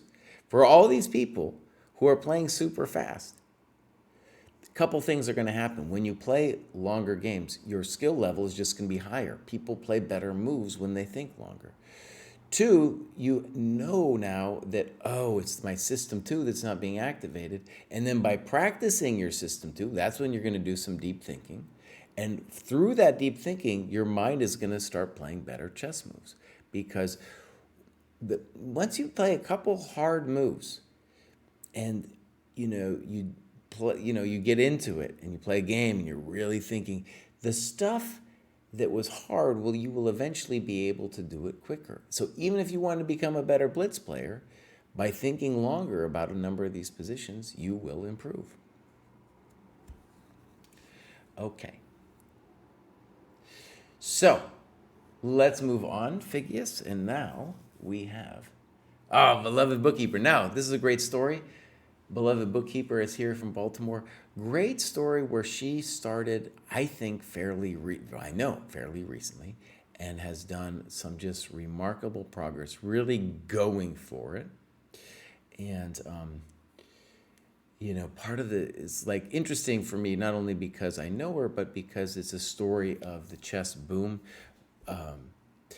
getting into it from the Queen's Gambit, being exposed to like a new group of players in Baltimore who did not exist before the Queen's Gambit. There was a little group of people playing in Baltimore, but now it is definitely grown. It is like visibly grown. Just in my neighborhood, there are 2 different chess clubs. I think they're competing with each other. I'm not sure. But people are in both clubs are going for it. They've got tournaments being played in Baltimore. Right? People are into it. They're having social events. They're having fun with it. And it's young people. It's not old fogies like me, my friend. It's like some people who are actually under 30 and going to these clubs. And so it's a totally cool and different scene.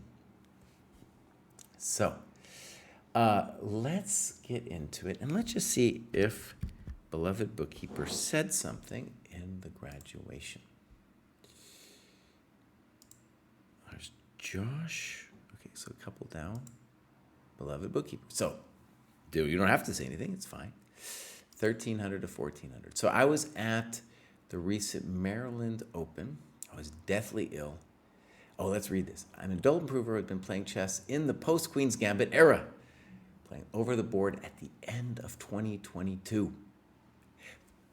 Also, shout out to the YouTube videos, where also on TikTok, I was one of my best TikToks ever that I've seen. She did. Beautiful. So you can find her on TikTok and on YouTube and on our Discord channel.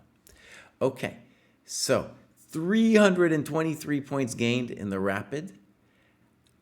Very fascinating. And then what she's done, which I really appreciate, is she's marked USCF as being the preferred graduating tool, right? And close at 1450, she's going to make it. And I think this might even still be a provisional rating. She can confirm that in the chat, but you'd have to do like 20-some games before you get like an established rating. But still, right, this is really cool to see this, even if it's still provisional. 1,400 USCF, that's pretty real. You know, like we're reaching a pretty strong skill level for somebody who's just starting out. 1,400 is going to be a little competitive. The next rating cohort too, 1,300, 1,400, not some chumps. Not some chumps over here. Yeah, not playing USCF when I started the dojo, right. Krabby Crab says Maryland chess culture is growing. Yeah, that's my hope. It definitely seems that way to me too. Okay, let's take a look at the activity. And let's go back one. That's some good work right there. That's some good work. Not so much on the games analysis. I'm going to yell at her. But she has been doing the games and analysis. I know because I've watched her videos on YouTube. Where a great thing, by the way, is, of course, the reason the dojo, I think, is especially successful, this is my perspective as a coach, is it's getting people to annotate their games. It's also possible, as a form of annotation, to do a video of your game where you present it, and that's one of the things she's doing. It'd be nice to also have a PGM, but that video format where you are forcing yourself to explain what you felt was going on in the game, fantastic, right? Putting into words as clear as possible what you thought was happening. Let's click a couple things here. Middle games and strategy, most instructive games, great. Logical chess, move by move, beautiful. Tactics, nice. The Polgar mates in two bows, very nice. That's what we need. And then let's go back. And this pop, endgame. She's doing the Silman. Beautiful. Time breakdown, 75 hours. This is pretty good. What is the non-dojo? Let's look. Now, one thing actually is not on here. Maybe we should put it. But, you know, she's playing Blitz at like the club and stuff, hanging out with other people. And that's definitely, it's non-dojo, but, you know, a lot of these things that people are doing that are non-dojo obviously is still worthy work. Okay, so let's see if she has a game. All right, cool. Robert, this is presumably from the Maryland Open. Maryland Open, okay. My last game of 3 all in one day. It was a suffering day for both of us. I had this terrible, nasty cold. Man, I ended up finished annotating my game. Also, was it round 4 this morning? So I have to actually present that myself here on the site maybe tomorrow morning. Okay, let's get into it. One thing that's great is she's been using the Dojo aggressive repertoire. Nice. So this, by the way, is a fancy thing. By the way, let me just say, when beloved bookkeeper Sam started playing chess, she was not allowed to do openings, but was watching my like aggressive dojo streams and started doing both the white and the black. My black openings that were really sus. I just needed something to do while I was doing the aggressive repertoire because aggressive repertoire is for white. But she really went for it, and now she's allowed. She has reached a rating level where she's allowed to study openings. Whew. So we got over that one. Okay, so bishop e4, fine. d3 has to be fine. And now we want knight ge2. Let's see if she does it. Ooh. Okay, right. So this is in the repertoire. And let's talk a little bit about it. Bishop b4 can't be that terrible of a move, but the problem is that I can, by playing knight e2, I can get an interesting development of the pieces. So the line is knight e2, d5, takes, and now we're going to castle with a very interesting position. I like white a little bit better, but it's a dynamic position. Okay, however, bishop d2, okay. Right. So this isn't, it's not horrendous. And what she's doing is she's coveting the dark square bishop. And it has the bonus. It's always a bonus if we have the retreat square a2. All right. Bishop e7. A little controversial, of course, because now that piece is a little bit locked in. So what should black have done? Almost certainly pop, pop, pop, right? Okay, so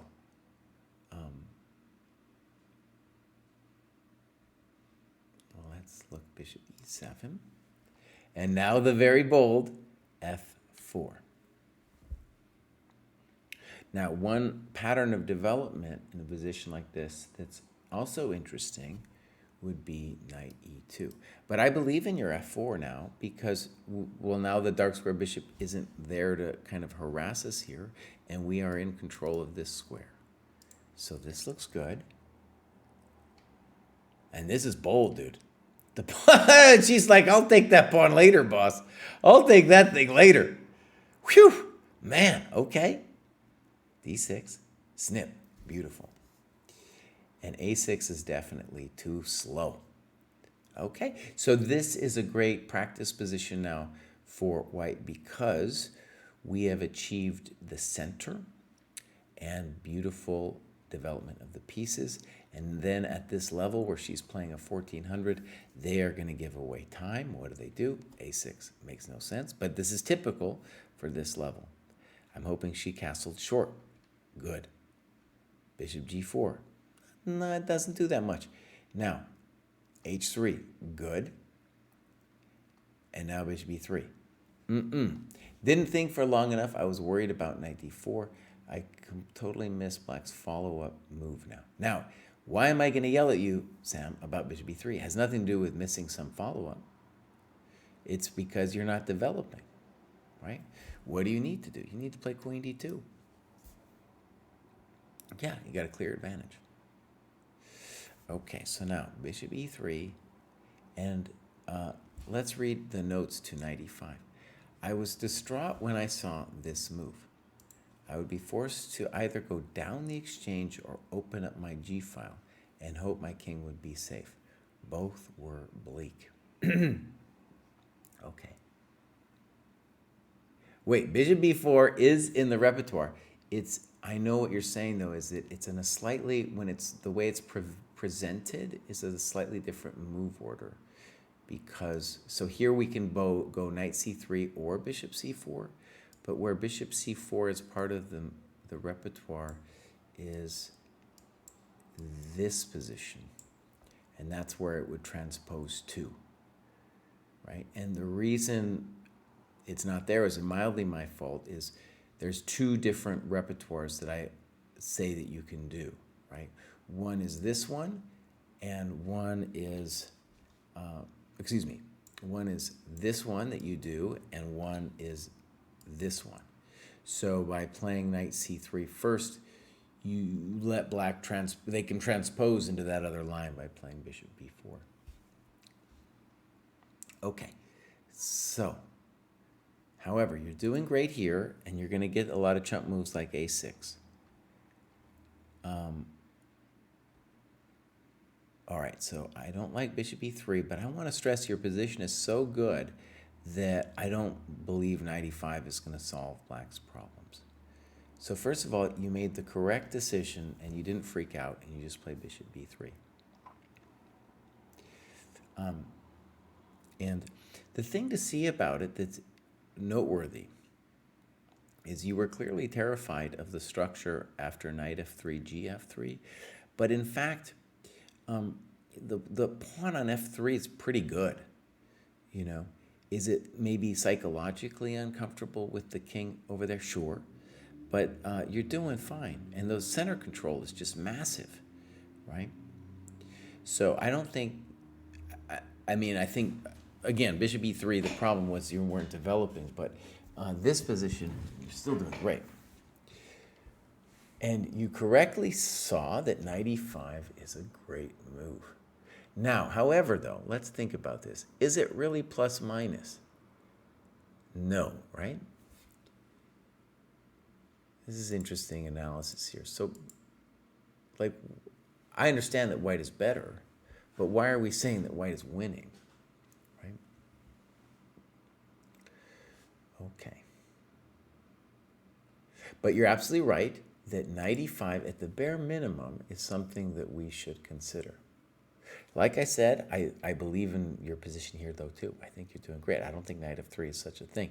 Notice when you take on e5, you free this thing, right? Okay, I'm not sure I would do it. I think your h-pawn's fine. That doesn't make any sense. Now, why should black not be afraid of bishop g5? Because this bishop is a chump. If there's any kind of trade happening here, black is just totally happy, right? And h6 is definitely poor because you can start using your rook g1, and your center control is massive here, massive. Okay, so h6 primarily a mistake because of it's a loss of time. Now, what should they consider? Some kind of maybe c6, d5. c6 to dominate your knight, d5 to open up maybe a diagonal here. I still like your position, but h6 wasn't it. All right, rook g1, king h7. Okay, I think you've got this here. Queen e2, and now they go back. Now, if they were going to go back, actually, it's an interesting tactical problem. Maybe they saw it, maybe they didn't, but on bishop g6, you can snip the thing. So, queen e2, here. Black is just strong-holding their king and putting all their pieces on the g-file so I can't break through. Now, there's a problem, though, for Mr. Black, in that the second they move away from f3, you get to play f4. And I think that's game over right there. Yeah, I think that's all the way gone. So one of the reasons I didn't believe in this position for black is like, they got to find active counterplay. Pronto. Pronto. Because whenever this thing moves, by the thing, I mean the bishop on h5 moves, then you have f4. And that's good night, Lucy. You're coming with f5, and oh my lord.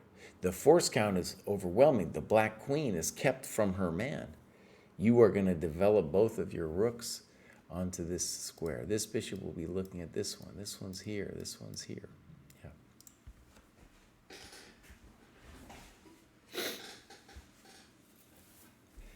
Okay. So, f4 winning. Rook g2. Not a bad move. c6, good move. Good move. d5. Okay. Good on black for finding this idea. Okay. And now we need a good move. Queen f2. Now, queen f2 makes, of course, some sense. Let's say queen f2 is okay. What I like about it is that if rook a d8, we can play knight e2, and then obviously stop this thing and try to reorganize our knight. So check to the miserable king, And now, now you're like, well, shoot. Now I gotta do it. Oh, man. F4. Wait, I got big questions. There's things I don't understand.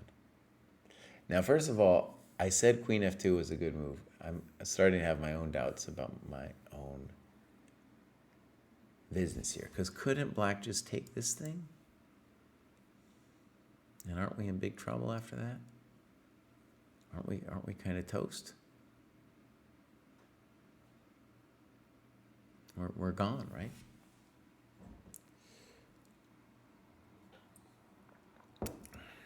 Because his pin is killing us.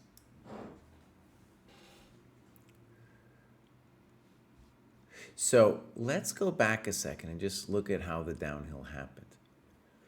So you had, obviously F4, F5 is going to come before black can organize the D5, right? So this happens, and then they find D5, and now the game is really hectic. Yeah, very hectic. And I'm not sure, it might already be problematic.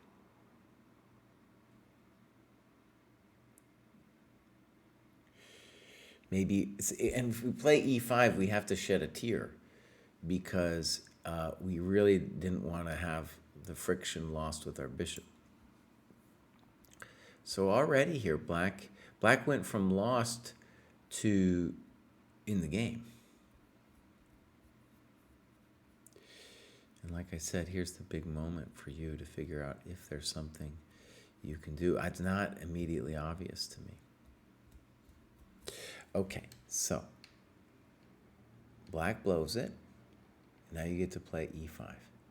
Okay, now we're back in the game. Knight H5. Now, here's an interesting thing. I haven't looked at these notes yet, Sam, but the question for me from a coaching perspective is, in the next several moves, do I get the feeling that you understood that these pieces are now poor? They were just a couple moves ago, they were real heroes, but now they're poor. Both of them, horrendous. So, in the next several moves, do we see Sam working to fix those pieces? Let's look. Good move. Bishop F5, okay, maybe, but it looks superficial to me because you're easily defending the pawn. Okay.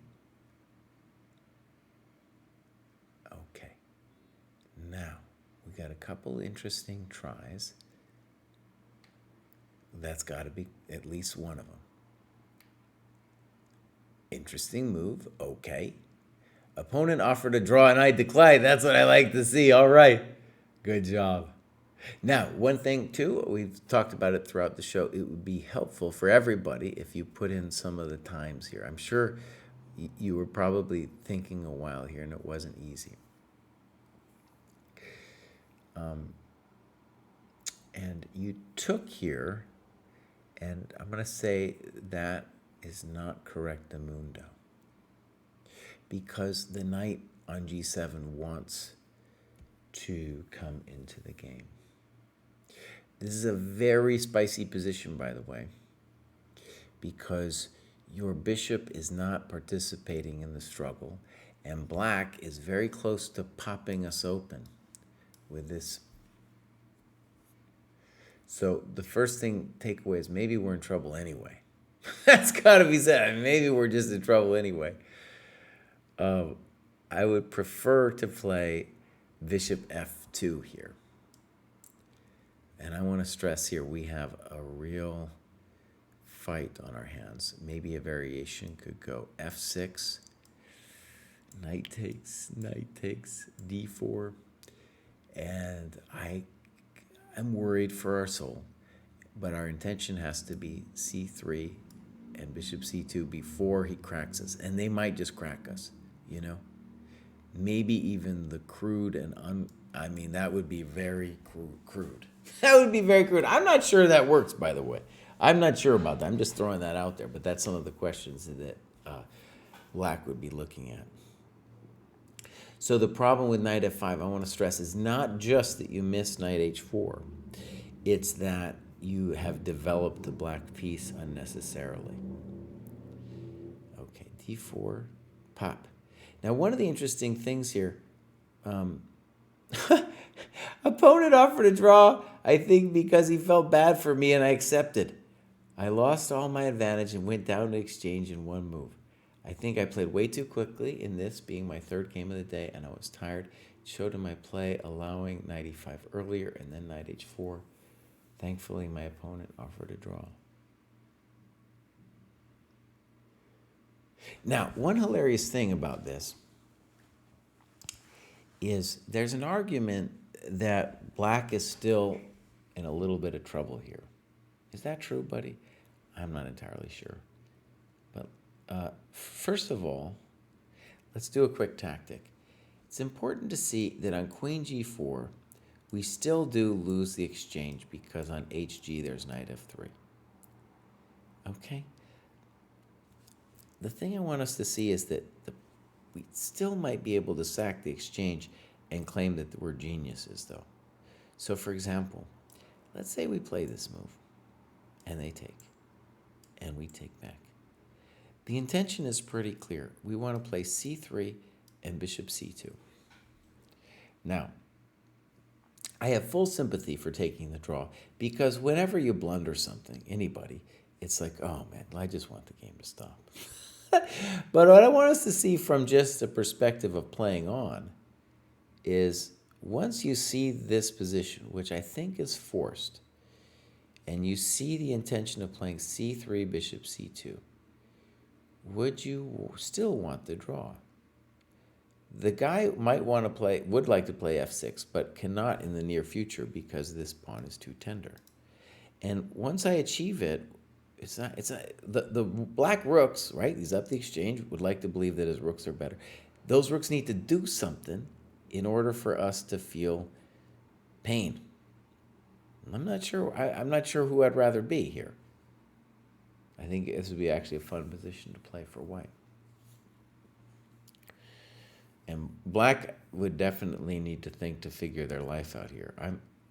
I think it's very difficult, honestly, because once my unopposed light square bishop starts talking, it's going to be really angry, right? And we might even, it's going to be a very angry bishop. And there's just no open lines for the rook. If there were open lines, it'd be a different situation. That's right, nose all. I was talking about that variation with queen g4. I'm back here somewhere.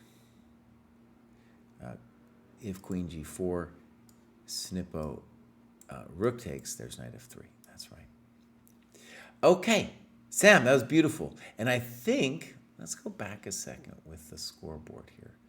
So Sam is at the 13 to 14, and I think is close to the next graduation, right? So if we go pop, and what does Sam need here? So 1450, very close. And that's just one tournament. That's just one tournament. So soon, my friends, we're going to see Sam graduating again. All right, let's go up. Ruben Rodriguez. And let's check that out. That's going to be 1415.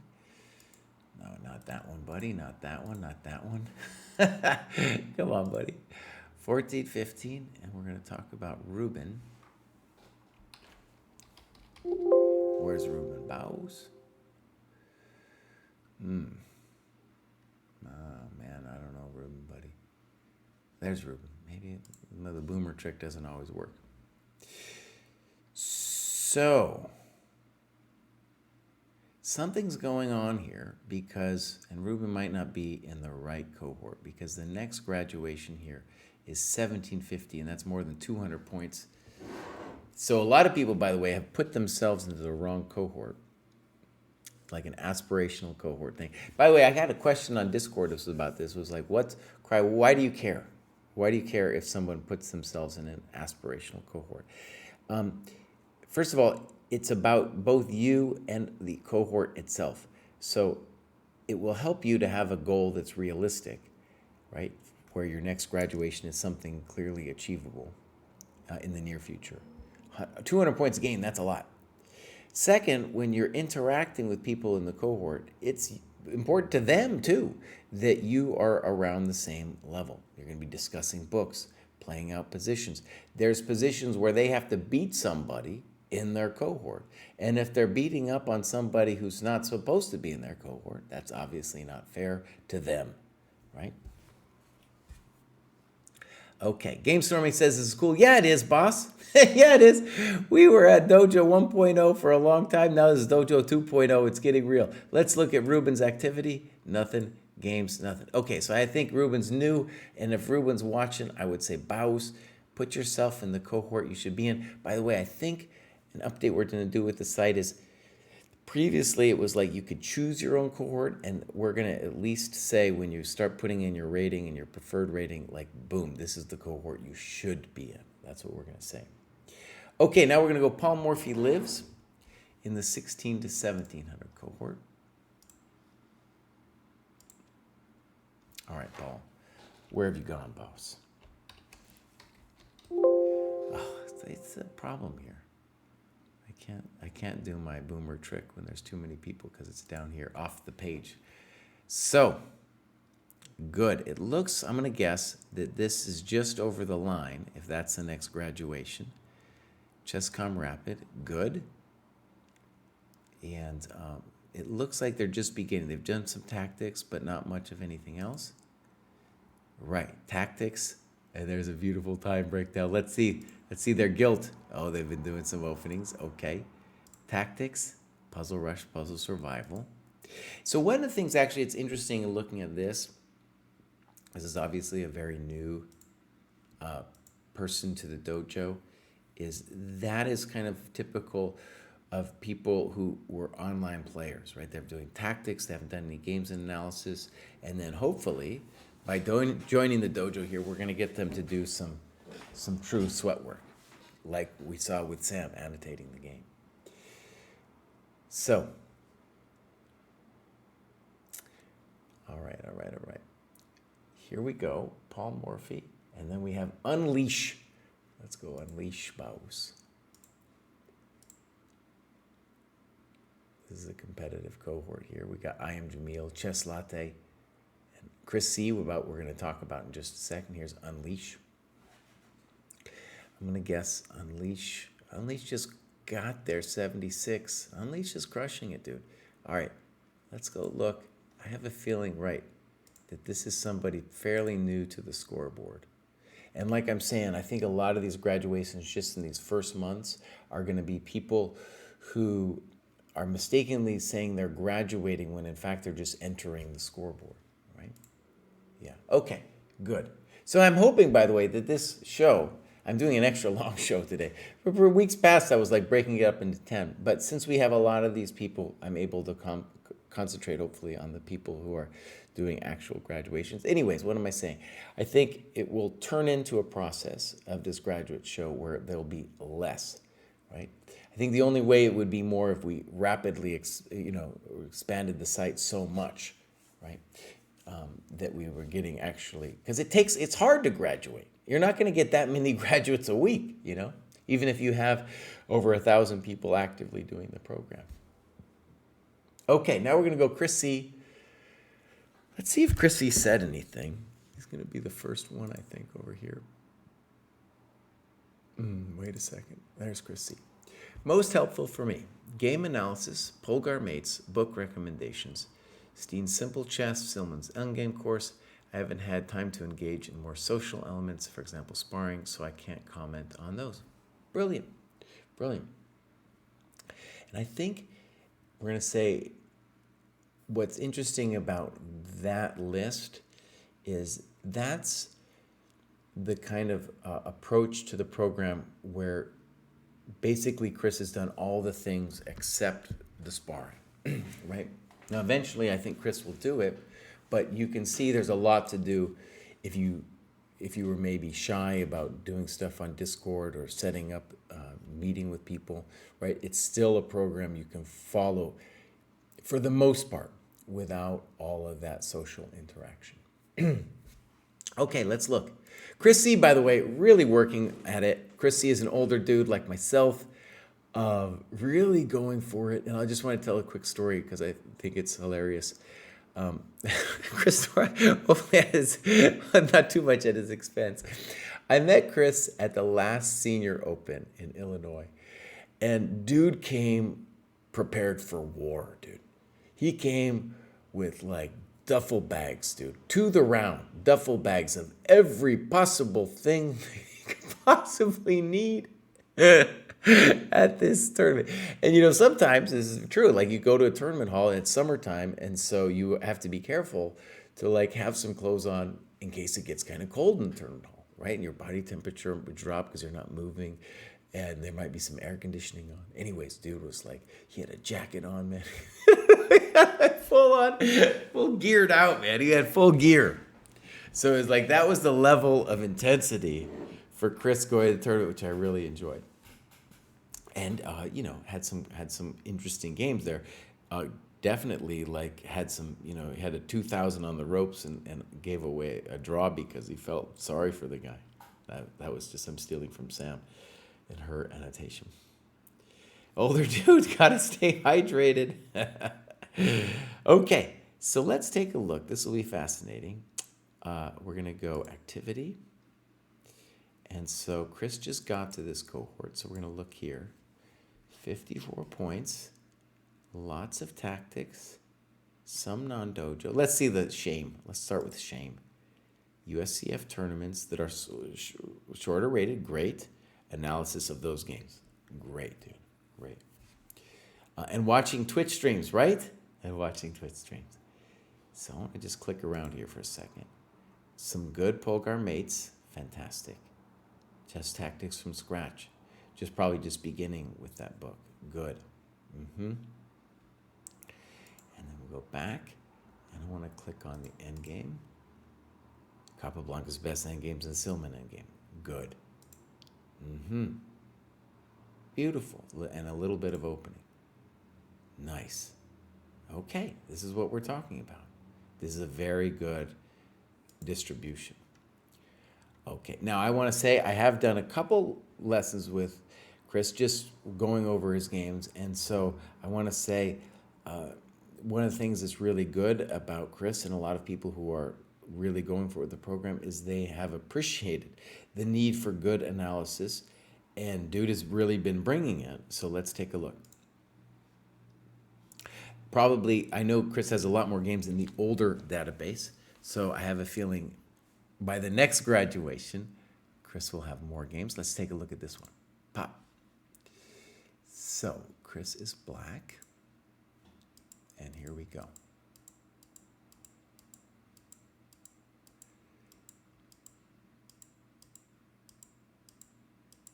So no comment because this is in fact all moves that Chris knows.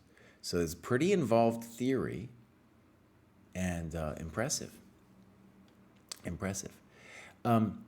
This position goes back ages, is still played. The point, by the way, is really pretty highfalutin and nice, is that the knight is dominated on c6, so we're just going to reorganize the dude and put the bishop here.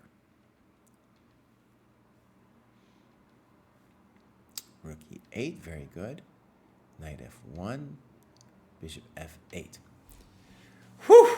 Okay, and then we have, neither player has spent much time here. This is in the Dojo Liga Season 3. Up until here, my opponent and I had both been moving on increment, book moves. Right. This line is an exception in terms of memorizing stuff. Now, let me say something about openings. One clever thing that I don't know if people have appreciated that we did with the dojo is we said, when you hit 1200, you are allowed to study an opening verse 1e4. Everything else should be really opening principles. And the point of that is that the opening against 1e4 will be more forcing than anything else you're going to face, right? Even your own white openings. And so you want to have some level of preparation of just having a sense of where the pieces go, as you do here, right? So this is really good. Knight g3, g6, correct. And white needs to understand that that knight on g3 is a little controversial because now the pawn on g6 is dominating it. This is an old-time classic position, and white needs an idea here. I have a feeling if we looked in the database, we're going to find a variety of moves in this position of attempts white can play. Let's see what white does. A4, fine. And now C5. I don't know. I don't know. My gut is that bishop G7 is probably what we're looking for. Okay, but C5, it can't be terrible. And now white plays the space-grabbing move, D5. Okay, now a rule of thumb that definitely applies here to this position is when the pawn structure changes, that's when you should take a moment to reevaluate what is going on with the pieces. So here I would hope actually, Chris, that you would spend more time in this position. So instantly you have to say to yourself, white is playing for space, okay, and that this bishop is now horrendous. So we can't play bishop c8 yet, but that should be our intention, to put the bishop now on this diagonal. Further, we have now what we call a king's Indian structure. Pawns are pointing this way. So we might at some point even attack over on that side of the board. One of the reasons why our bishop now belongs on c8. Okay, that is not to say, however, that your move was wrong. You want to play knight c5. As long as you appreciate that the bishop on b7 feels sick. Okay, here we go. Bishop g5, h6, good move. We could have done other things too. But by the way, bishop e7 is mildly clever because this is their good bishop, this is our bad bishop, and bishop e7 has two ideas. Can I do this trick? And later, can I maneuver my bishop over here? Okay, so h6. What I love about this is we are saying to white, you want to give your good bishop for my bad knight? You can take it. Up to here, everything was book. Oh, buddy. Here is Christ talking all kinds of smack, and dudes say, no, this is all book. It's all book. He's still in book. He's still in his book. That's hilarious, dude. Okay. Yeah. Everything up to here was booked. Now, this is pretty intense, Chrissy. This is pretty intense, Bows. Yeah. Okay. Now, one thing that's interesting about this all being up to book, your opponent too, is now dude completely blows it here with bishop c5. And it's hard for them not to do it because it's just like I'm doubling the pawns. It looks great, blah, blah, blah. Not good. Not good. Okay. Let's see what you write. Here, my opponent took me out of book. A few of my opponents play the Rui. This is the first time one took the knight on c5. It would be good to have a little reflection about what's going on. You know, like it's quite possible that this person is booked up as well. Apparently that's the case, right? But we need to be thinking about the whys. And d takes c5, bishop takes c5 is a mistake because that was their best minor piece. However, it's not immediately clear what the dude is supposed to do. So that's one of the reasons psychologically it's going to be hard for them to not play bishop takes c5. Okay, so again, my rule of thumb. When the pawn structure shifts, as it does here, we have to reevaluate the position. Let me say a couple obvious things. This bishop still wants to come back to this diagonal. This bishop is now your pride. I.e., if we can get that thing working, then we will control all of the dark squares. Getting the thing working might not be easy. Okay, let's see how it goes. Queen e3. That doesn't make any sense to me. So let's read queen d6. So, not familiar with this position. The move queen d6 seemed natural to blockade the d pawn. protect the f6 knight, and shore up the e and c pawn. Her role is a bit more passive than I would like, but I didn't like the alternative, which was to put my dark square bishop on d6, which also would fulfill most of those functions. However, I didn't want to take the bishop away from guarding h6 for fear of white's queen coming in, and then having his knights jump into action. Without black's dark square bishop protecting the king, white would have had 3-on-1, sniffing around the black monarch. Fritz's opening book instead gives queen c7. Now, a lot of times in this opening book, by the way, it's a funny business because it's like it'll just be moves that randos have play, right? Like I don't think, I mean, let's just say if a GM played bishop takes c5, they would have to have a deep conception of like what it was they were doing after bishop takes c5. I don't see it, right? I don't really understand queen e3 either. But it is a challenge, and let's say a great rule of thumb is the worst blockader of the pawn is the queen. So that makes me nervous already with queen d6. I feel what you're saying about not wanting the bishop to abandon the post. We should be thinking of a variety of things here about how to organize the pieces. One long-term thought, it's not easy even to see how it could happen, but we should be having that as a dream. Doesn't mean we have to do it, but that should be a dream because the knight is the best blockader. We should have achieving that somehow as a dream. Also not easy to see, but we could start maybe with the move knight h7. No, it's not 100% there either. Okay, now the good news about queen d6 is even though it's a little awkward, there's no immediate punishment that you're going to face after this queen d6. Knight f1, and then you do indeed blunder with b4. By the way, I think white is at a loss of what's going on here as well. It's not easy to figure out what white should do. I'm not sure I understand knight f1. And I could talk at length for like what maybe white should do here, but let's leave that for a different time.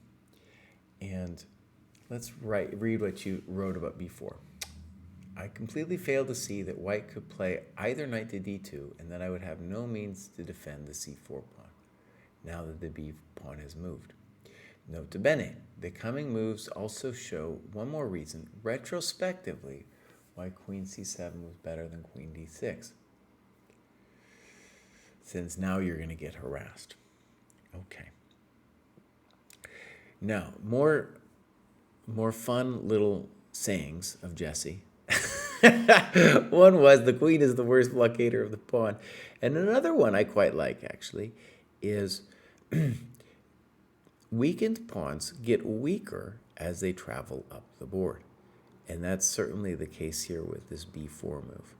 Notice that it was one of the things that's weird about b4 is imagine if it was your move here after b4. Like, let's put this on the board. Let's say I gave you another move. What would it be that you would do, right? What was your intention here if I give you another move? So it's not easy for me to figure out. Now, what should we do? This is where we have some sympathy for your quandary here, because it's not entirely clear, even though I love your position, what you should do. So let's talk a little bit about goals. I think we want, eventually, like I said, to put the bishop here. Can't do it yet because of AB. We want to put this bishop here. Can't do it yet because it'll just get taken. And maybe like a knight e8 to h5 kind of thing. Excuse me, knight e8 to d6 kind of thing. That's hard to imagine.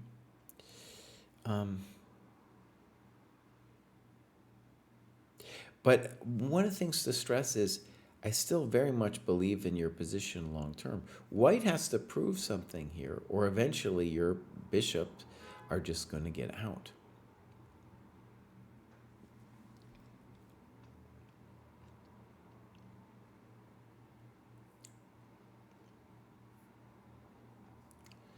Yeah, it's not a super easy position to figure out what you're supposed to do here.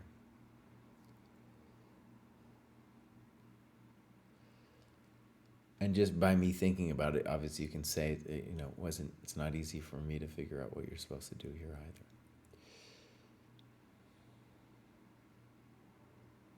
It's kind of like all of the minor pieces in this game, white's and yours, are a little bit uncomfortable. Yours have more potential long term, but it's not clear where they should be going.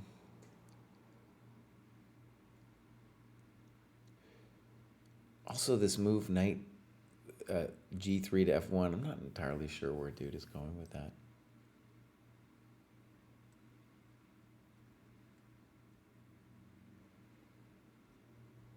Anyways, loads of candidate moves here. Knight h7 intending queen f6, queen f4, rook b8 intending bishop c8. I'll leave it at that. So now I think you're lost here. I don't think it's like you give a thing with saying it's a clear advantage if you had played bc3, but I don't think so. So let's imagine bc3. Still, dude just takes back, and you're gonna lose the pawn, and it's a steed. It's a steed, my friend. It is a pure steed. Yeah. So, yeah, now we're toast. Okay. Okay. Good. Now at least we're giving white something to think about, right? And definitely giving you some hope with knight fd2. Good. Okay. So let's go back half a second. Bishop d3. Dude, you seized your chance. Genius. Now, bows. I gotta say something here. You guys are playing screaming fast monster chess. Look at this. Hour 15, hour 14. Bows. You needed to think a little longer. Okay, wait. Now I appreciate that you got to the end of the opening fairly quickly. But look at that, hour 22. Let me just say, I was thinking in this position for like 5 minutes without even being in the game. Right? This is a hard one. It's a hard maneuvering position to try to figure out what black's going to do. And this is like that's a knee-jerk reaction of like somebody's like, dude, I don't know what to do. Let's just launch something. There's a lot of, by the way, beyond just the weakened pawns, it's not time. It's like you're opening all the windows to your house before your house has been tended to. Like, this is terrible, right? This potential is not taken care of either. This is not clear. That's poor. Excuse me. The queen on d6 is poor. Okay. So now they give you a chance. You have to say thank you. And you go back. Okay, now I would say we're only clearly worse. And you write that too. Bishop c6. Good. Okay. Why? Because by stealing that big fat pawn, your light square bishop is doing something. And our dream now should be, hey, let's try to open up the position somehow for the bishops. And it helps that we get a pawn off the board. It's also helpful that white doesn't have a clear plan of what to do here. Okay, let's see now. Now, okay, I'm interested. Did you play king h7 to get our bishop out? Rook a8. Wanted to free my queen from babysitting the pawn. Okay, but wait, Mouse. Were you concerned with knight b3? I mean, at least wait until they play knight b3 before you do it, right? What are we doing, Mouse? What are we doing? All right. So you talked about rook ed8. Good thinking going on. Yeah. Now, I just want to stress, this is not an easy move to make, right? I think, like I said, my first reaction, whether it's right or wrong, would be king h7 to think about getting bishop h6. We're not even threatening it. We're probably, well, maybe we are, but We're going to have to defend this pawn first. In general, though, this is where this bad boy belongs. Okay. Rook A8. B3, don't like it. Poor because that square is useful for white. And also just a clear loss of time. King G7. Now, I can tell you weren't feeling the pain of the bishop on F8. You're feeling that thing's pain, you'd be dreaming about bishop H6.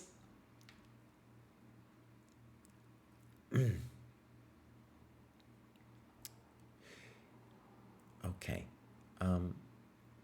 Something I'm noting here, okay, is you're just sitting. Dude doesn't know what to do, and you're just sitting, and we need to be making improvements to our position while dude is sitting, like trying to get our unopposed bishop activated.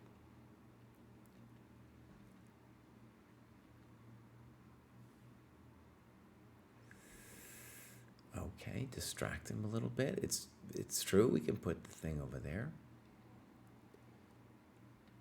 Okay. Now, white fixes knight. Impressive. And now maybe you're going to come around the mountain. I'm not sure I get it. Good. Uh-huh. Well, wait a second, though. Before we do that, why aren't we considering rook here? I assume there's something at least you felt was radically wrong with this move, but it's not immediately obvious to me.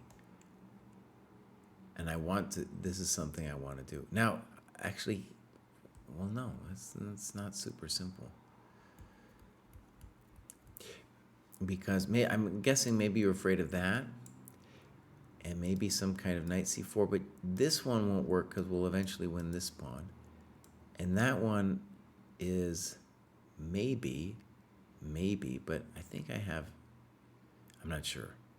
But I have two moves to consider here, snip and rook d3. A little bit of complications. I'd rather not go back, though. Now, dude gets a nice hold. Okay. Now, knight c4 also seemed good, but this is good chess. Okay. Now we're talking, boss. This is at least interesting with h4, because now you're finally gotten angry. Now you're angry and you have an idea, right? You're angry and you have an idea. And when dude takes, then you control the d5 square. And now you get this one. At the very bare minimum, you have something interesting going. You are still lost, but, you have something going. And now you rally the wagons. We at least did get a knight to f4. Okay, I don't know. I liked his knight on g4. Okay, now you're playing little checkers, putting all the pawns in dark squares. Okay, good move. Good. Okay, I'm not sure I get it.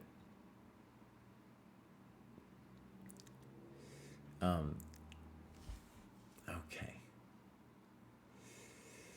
So we got to just say, you're making a comeback in this game, and you got a little bit of pressure, and I think what I don't understand a lot about Queen E8. Like, why are we activating the rook on H8, for example? Now he's taking stuff from us. Okay.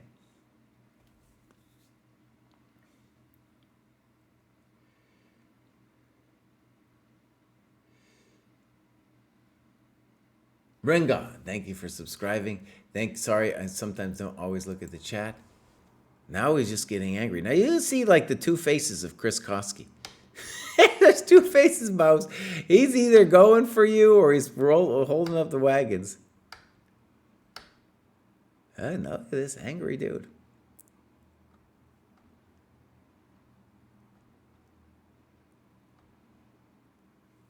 All right, mistakes are being made on both sides, but let's just look at how this goes down here.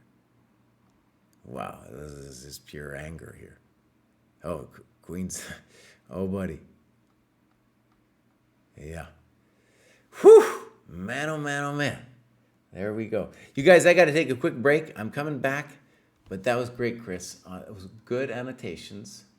And I want to say, actually, because I remember looking at your annotations of yore, this is much better. And I know I didn't go through everything here, but these annotations where you're landing and you're saying, okay, white's a little bit better. White's a little bit better. Whether I agree or not, it's the practice of that and the practice of going through some variations. And one of the cool things about going over a game like this is you are then getting some practice in the weird positional chess that is the Ruy Lopez and is decisions like bishop takes c5. And you can see as well that when I consider bishop takes c5, I think of it as a huge mistake, but it's clear that even though I don't like it from white, that it's still a huge challenge for black to know where to put the pieces, right? Okay, you guys, I'm going to take a quick potty break. I'm coming right back.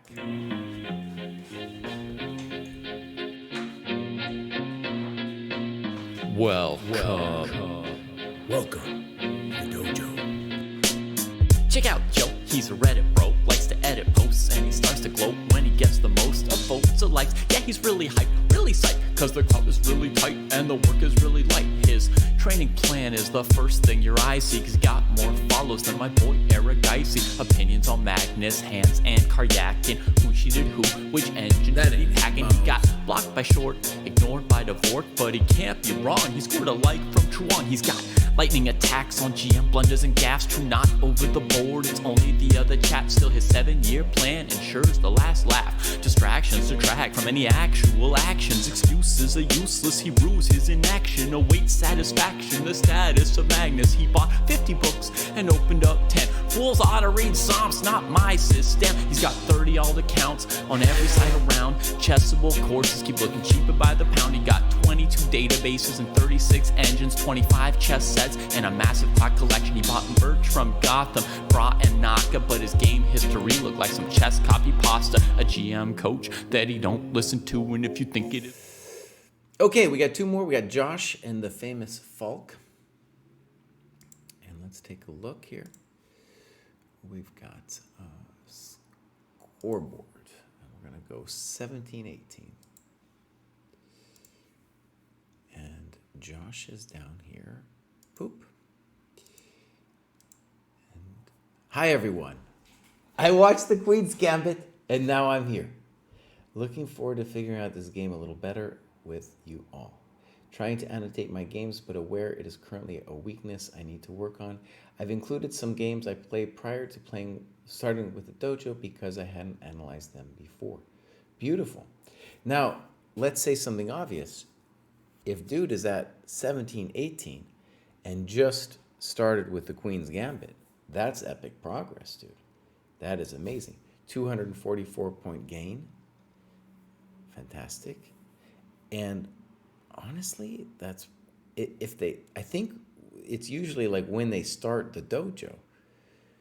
So if dojo, maybe that's when they join the scoreboard.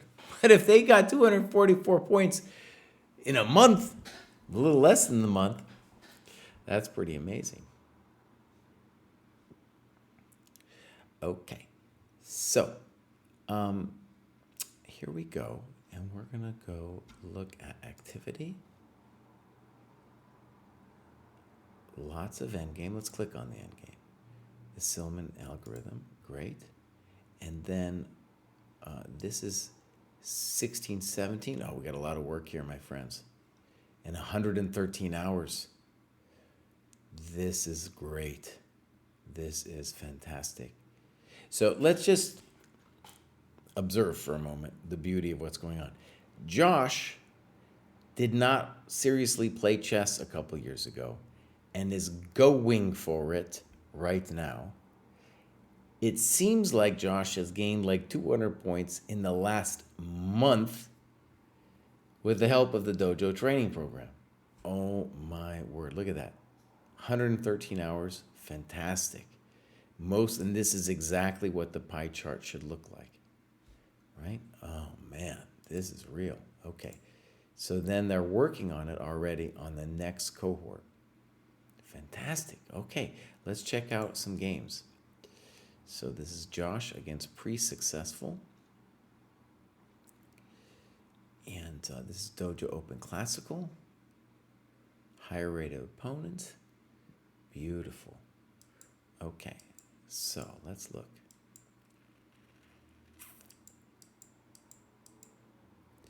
Okay, beautiful, interesting position. So, D6. Good move so far. Oh, I like that move a lot. That move is just a good move, dude. Now, it's anti-intuitive because you're moving the queen twice. But where it's interesting is that these pieces don't know where to go yet. Right? This knight move would give this knight an out. Still an interesting position for white. But black is in a weird situation where they don't quite know where to go. And this queen centralization is interesting because we might play bishop d3, and it's just nice to have the queen so centralized there. So here we go, bishop d7, another building move, bishop v3. Wow, dude. And now white pulls the trigger with knight c3. Oh my God, white is in preparation here. So wait, let's just pause for a second. So dude says e6. I haven't seen this variation very much, so I have limited preparation. However, apparently the preparation went all the way to here. Holy smokes. Wow. Okay. So DE5 was the move that took Josh out of his preparation. And yeah, genius. Okay, so couple basic things I'll say about the position. White has some dynamic weaknesses in c3 because we're dominating the knight, and because the knight has a problem, the bishop has a problem. So knight a5 makes positional sense, whether it's preparation or not, to try to fix the bishop on d7 and ask white some questions. This is certainly an interesting variation. And yeah, it's some spicy sows here. And white is the one now who must figure something out, right, in this position. Otherwise, white will simply be worse. Yeah, I do believe in white, but I also know, right, like I just said, you're going to have to find something interesting here for white. Okay. Let's say also pertains to this position in the last one. The fact that I have this big fatty on e5 means that I have this space advantage, similar to a French structure where I have the attack, the initiative on the king side. Okay, black needs a good move here. That wasn't it. Okay, so let's just say we're talking about somebody who just started out fairly recently, 1700, 1800, openings at a very high level. And queen c7 is a natural move, but isn't being sensitive to the weakened king, his own weakened king, the force count over there, and the need for the knight on c6 to get out of the way.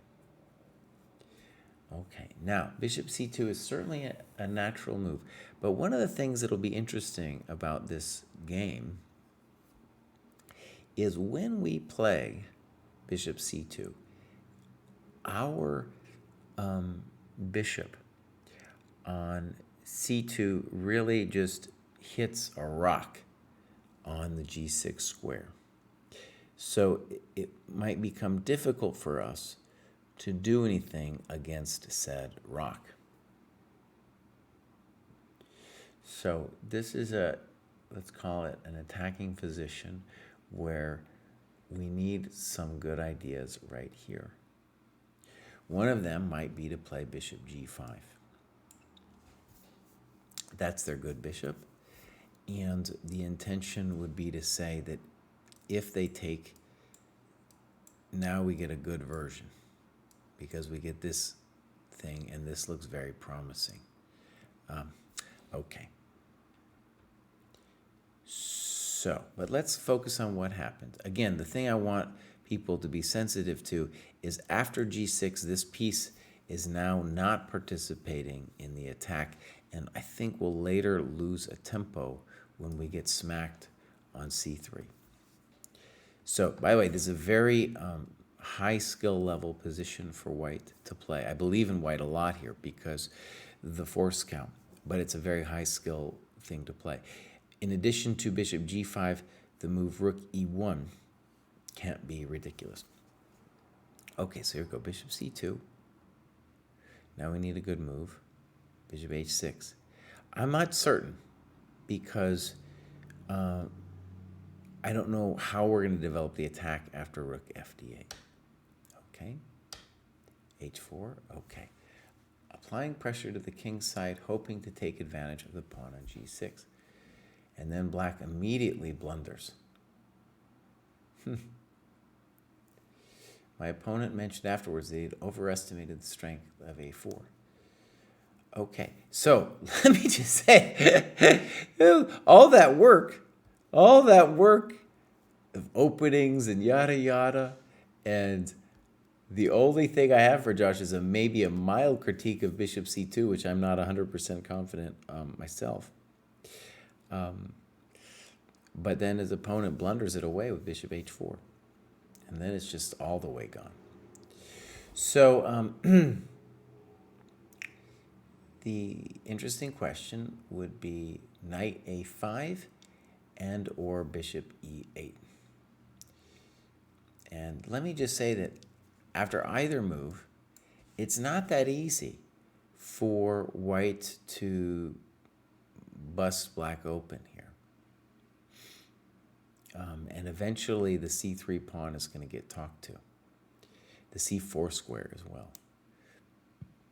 So if I was white here, I would definitely be nervous because the g6 square, I don't know how to crack it. I just don't know how to crack it. And really, this force count isn't that high. The bishop's kind of dead at the moment. So this would be an interesting position. Josh writes knight a5. Also, interesting, right? So one of the things about bishop h6, actually I'm going to criticize bishop h6 a little bit, is it's not clear that we're getting at him. But it's clear that you had a line before, and you mentioned that it kind of was in your head, so that's why you did this. Yeah. Okay. Good, man. Good. I mean, now you're just winning, obviously. And now you took knight e5. That's right, why you didn't play queen f6. I was very tempted to do this, but then there's this business. Okay.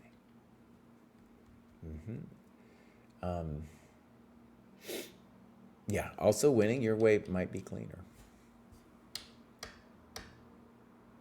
Okay. Okay. Well, that's unfortunate. I don't have any great advice for the guy though. That wasn't it. Oh, you're killing him. Dang! Dang, did you guys see it? Oh, baby. Oh, baby. Wait, this would have been a beautiful way to finish. I can't seem to format it as a variation. Oh, you should have just lied to us. You should have just lied to us, Josh. Just lie to us next time about the queen takes c6. Knows All says, I'm looking at Josh's stats. Dude's made impressive progress. Absolutely.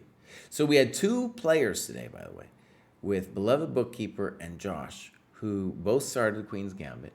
Here they are, and they're working hard, dude. They're working hard. And what it shows is like the level of competition. It's increasing. I mean, it's increasing. Josh is in the 1700, 1800 cohort. Dude's got like GM level opening prep, right?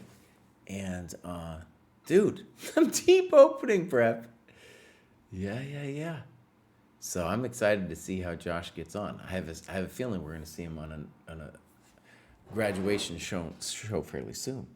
Falk has also been working super hard. Let's go take a look. Falk, let me just look if Falk said anything on the graduation.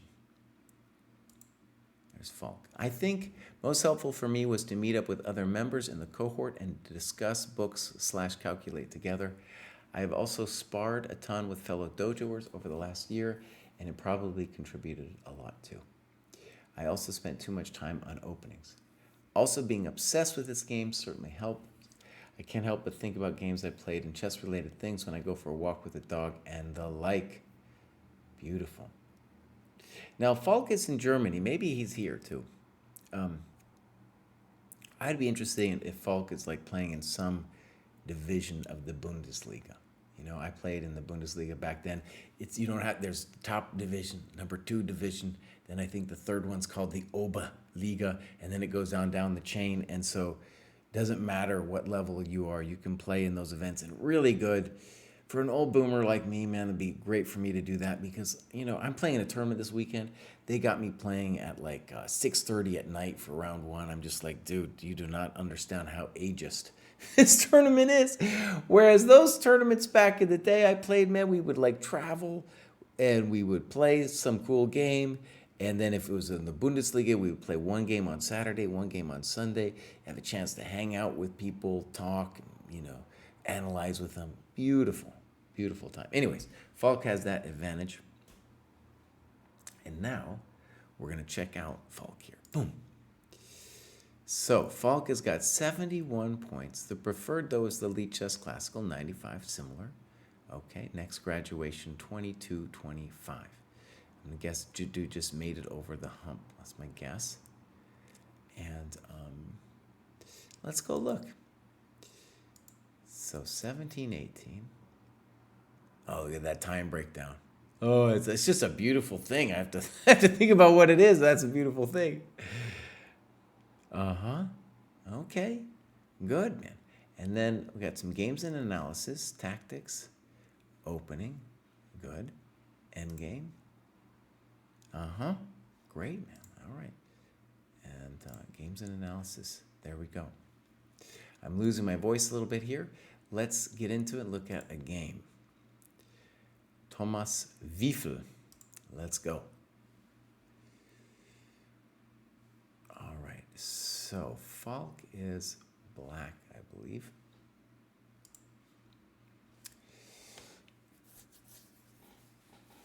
You don't get that much B3. Yeah, okay. We're just playing chess.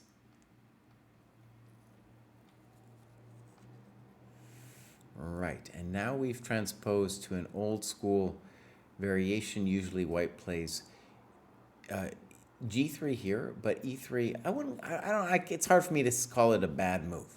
It's just hard for me to call it a bad move. We're going to develop our stuff. A3, now it's funky. But now one thing that I have a feeling you didn't appreciate here, Falk, is that what white is intending is for you to play D5 and then to get a good reverse Sicilian, right? Or that, kind of similar, or even Maroczy bind. So the second you play D5, dude is waiting for a setup with like bishop C4, maybe queen C2, castles, with an interesting game. I have a feeling this was even though A3 is very suspect from all of my principles, it's still, I get what he's doing. And of course we don't like A6. And you have a variety of moves.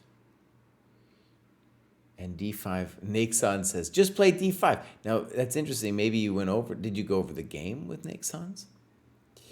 I'm not sure I like D5 from a practical point of view. And the drama there is It's not horrendous or anything, but pop, pop, pop, pop, pop, pop. Bishop c4, and you know, it's just an interesting game. You write that black has a small advantage here. Maybe. I'm not sure. You know, white might even get frisky with an h4 or something here. Start with queen c2. Okay. Anyways, a6. It would be useful to know the time spent because a6 feels like a tortured move. It's, you know, it feels like a move like, oh, I don't know what to do, boss. You know, so I'm going to think forever and then play a6. And I'm sure you thought of d5, so I see. And so good. I think I understand your thought process. You saw through to this position, and then your mind said, well, boss, I'm going to get this, so let's play a6 first so that I can get the b5 stuff in later. Okay. By the way, this is an example of how when somebody plays what I guess I would call a reverse opening, right? He's playing a setup that you could play as black, you know, like a hedgehog-y thing, that it's sometimes dangerous to face. And clearly a6 yet's a tortured move. Timestamps are in the annotations. Oh, excuse me. Excuse me, Falk. Excuse me, I didn't see it. It's been a long day. So, 116. And, right, so you spent 3 minutes. Well, at least you didn't spend forever on it. Because a lot of times when we come up with a weird move, we spend forever on it.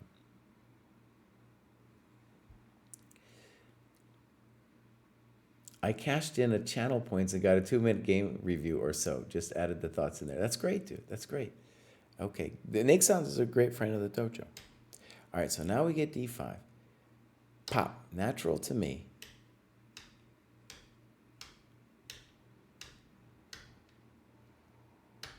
h4. Now, whether it's too much or not, it's clearly what the dude has been dreaming of all of his life.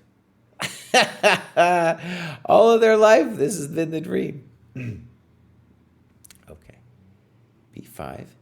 Now, notice that you're doing it because you're like following through on the inertia of your a6 move, right? Certainly makes some sense. And bishop g4 is definitely like a big question. I think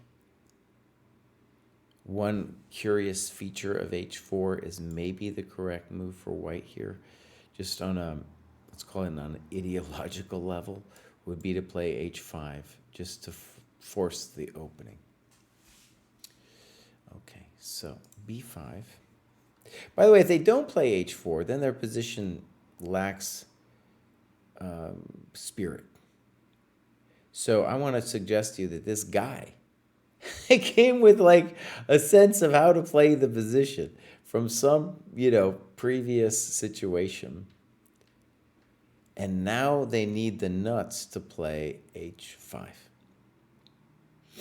Right? And it's just interesting. It's just interesting to play h5 here. Sack the pawn and, you know, go forth. If you're not ready psychologically to play h5, then probably rook c1. Knight d4, definitely weird. And here you can do, I think, a variety of things. Bishop e2 looks, frankly, horrendous for the dude. It looks just horrendous. Like this position, bishop e2, knight e2, knight e5, knight f4. Once the guy plays h4, I think he's got to be all in on playing h5. But now you can't play h5 because of g5, right? So, like, pop, oh no, this isn't good. So that's a beautiful position for you. But your move also has got to be pretty good. Now, let's observe something kind of hilarious. This dude, I can tell you, just by the moves, was playing like a pretty abstract setup, and maybe it was even part of that like chessable 1b3 monkey course. But then when they got here, he just lost his mind. Now, part of that is this is a highfalutin position where white needs to really play creatively to keep the belief of this system going. Because your king, it's unnatural. Your king's on e1. So like either you're going to play rook c1 or h5, and you should think for a while about which of those you do. Knight d4, no, that isn't it. So pop, pop, pop. I recall that I thought I would be up a pawn here, which is just not it. Okay. So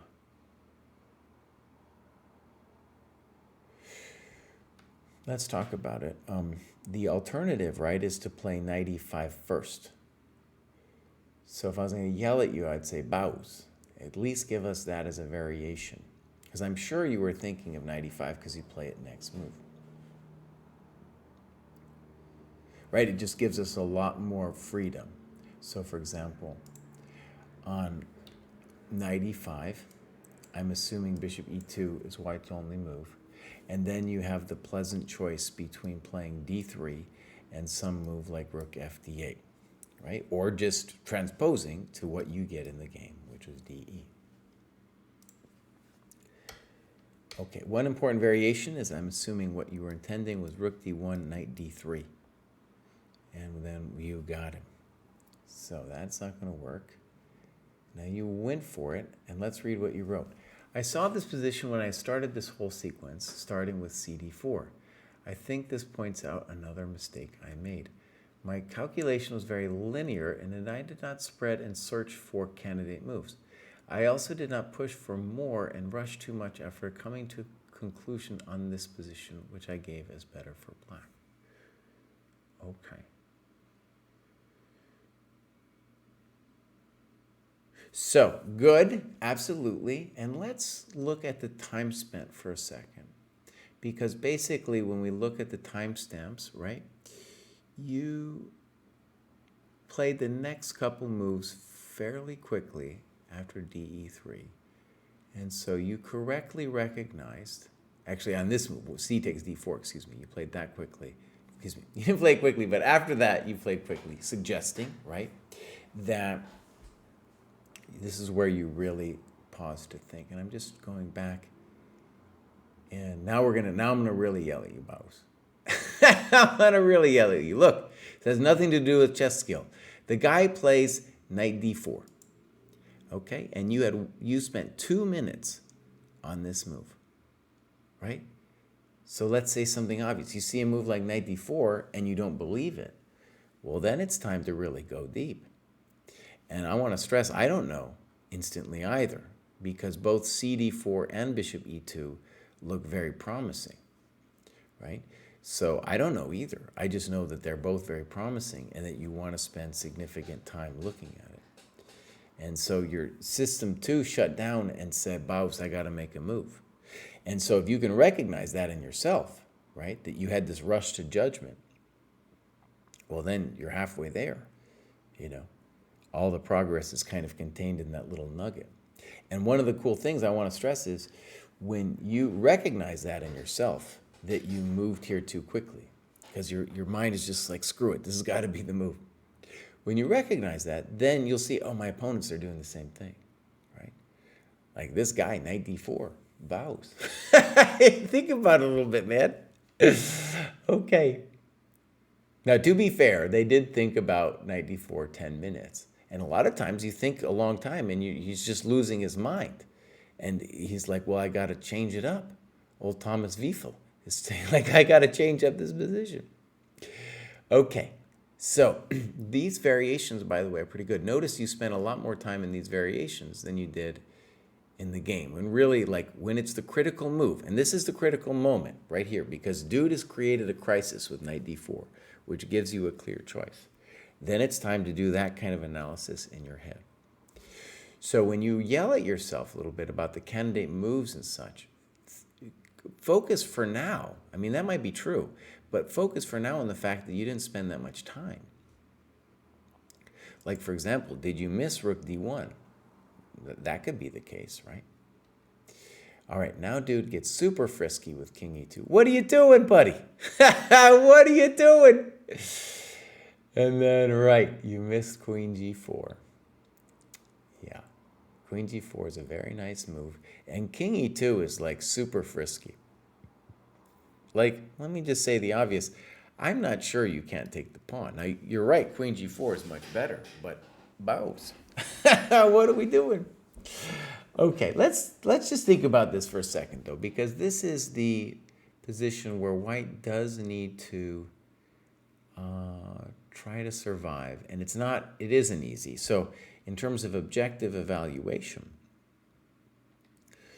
we want to come to an understanding of just how bad this position is for white. It might be horrendous. It might just be simply absolutely horrendous.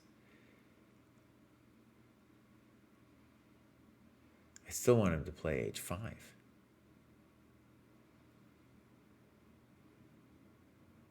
Okay, so here we go. King e2, rook a c8, king f1. Clearly white is losing their mind. King f1. Bouse, you could have done that last move. All right. And now, king f1. Let's just stress psychologically again. The guy just made a highly suspicious loss of tempo. The rook on h1 is out. It's time to end the fool's life. So you spent only 4 minutes here. It's time to really be like, well, it's going to be over on rook c2. And also, when we look at this, rook c2, by the way, I don't need to, I would spend some time analyzing it. I just told you to spend some time analyzing, but I know that that's the right move, right? And we could talk about queen d4, but I'd rather not. I'd rather not play queen d4. I'd rather be thinking about queen f5 or queen e6, all right? I don't want to trade queens. But is that endgame amazing for you? Yeah. Yeah, that's an amazing endgame for you. All right, so e5.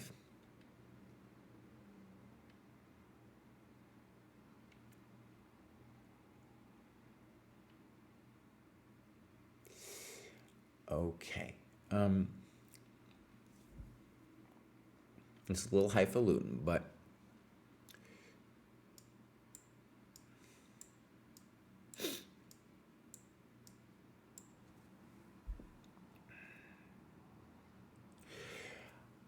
I bring it up because I know that players who are stronger than me consider this type of ending to be winning for black. Do I feel that I could win it as black? I don't know. I just know that the Kramniks of the world think that this position is winning. Okay, I'll leave it there. I'll leave it there. Okay. Pop. Pop. Pop. Okay. Now white needs a good move. Could they have played f3? No, queen d3. Okay. So they need a good move.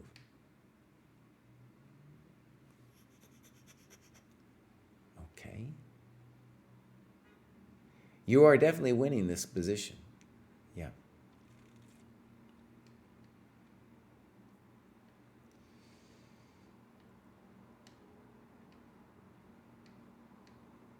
Things are losing the thread.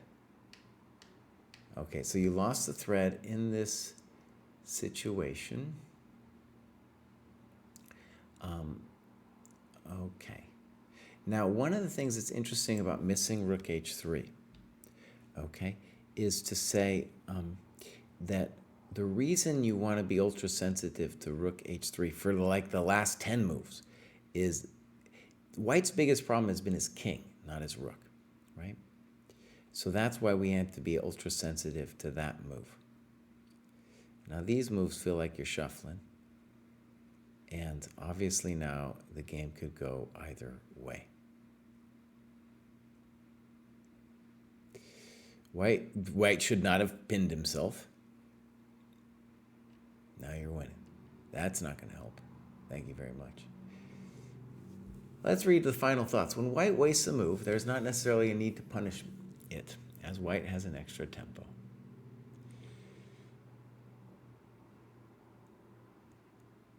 think that just referring to the fact that in the opening might not have been that bad. Okay. Better time usage in critical moments. There we go. Beautiful self-criticism, that's right. Working on getting too attached to lines I calculated and not being properly objective. Sometimes less is more. Okay, dude, there it is. There it is. I think you said it best. And I think when you do like the dojo work, let's say that you're doing tactics and you're saying to yourself, I need to improve my tactics, that this is way more important. And we saw it actually in several different cohorts today, the need for people to slow down, especially at the critical moments. And so this, for me, highlights the reason why going over your games is the most important thing. And also to recognize that it's not just you recognizing this feature of yourself, but rather that this time usage problem is happening to all these other people around you, right? It's not just you. It's not like, oh, my special problem. That's an amazing thing about chess. The things that we think of are special problems, no, they're generally everybody's problem, right? And being aware of it is going to make you, the next time some dude plays knight d4, you might have all the same nervous energy. You will have the same nervous energy that led you to play quickly in that position, right? But a little red light is going to go on, and you're going to think of this game and others like it where you played too quickly and just be like, bows. I know this is wrong. I'm allowed to give myself, in a long game like this, 15 minutes, 20 minutes, whatever you need, right, to figure it out.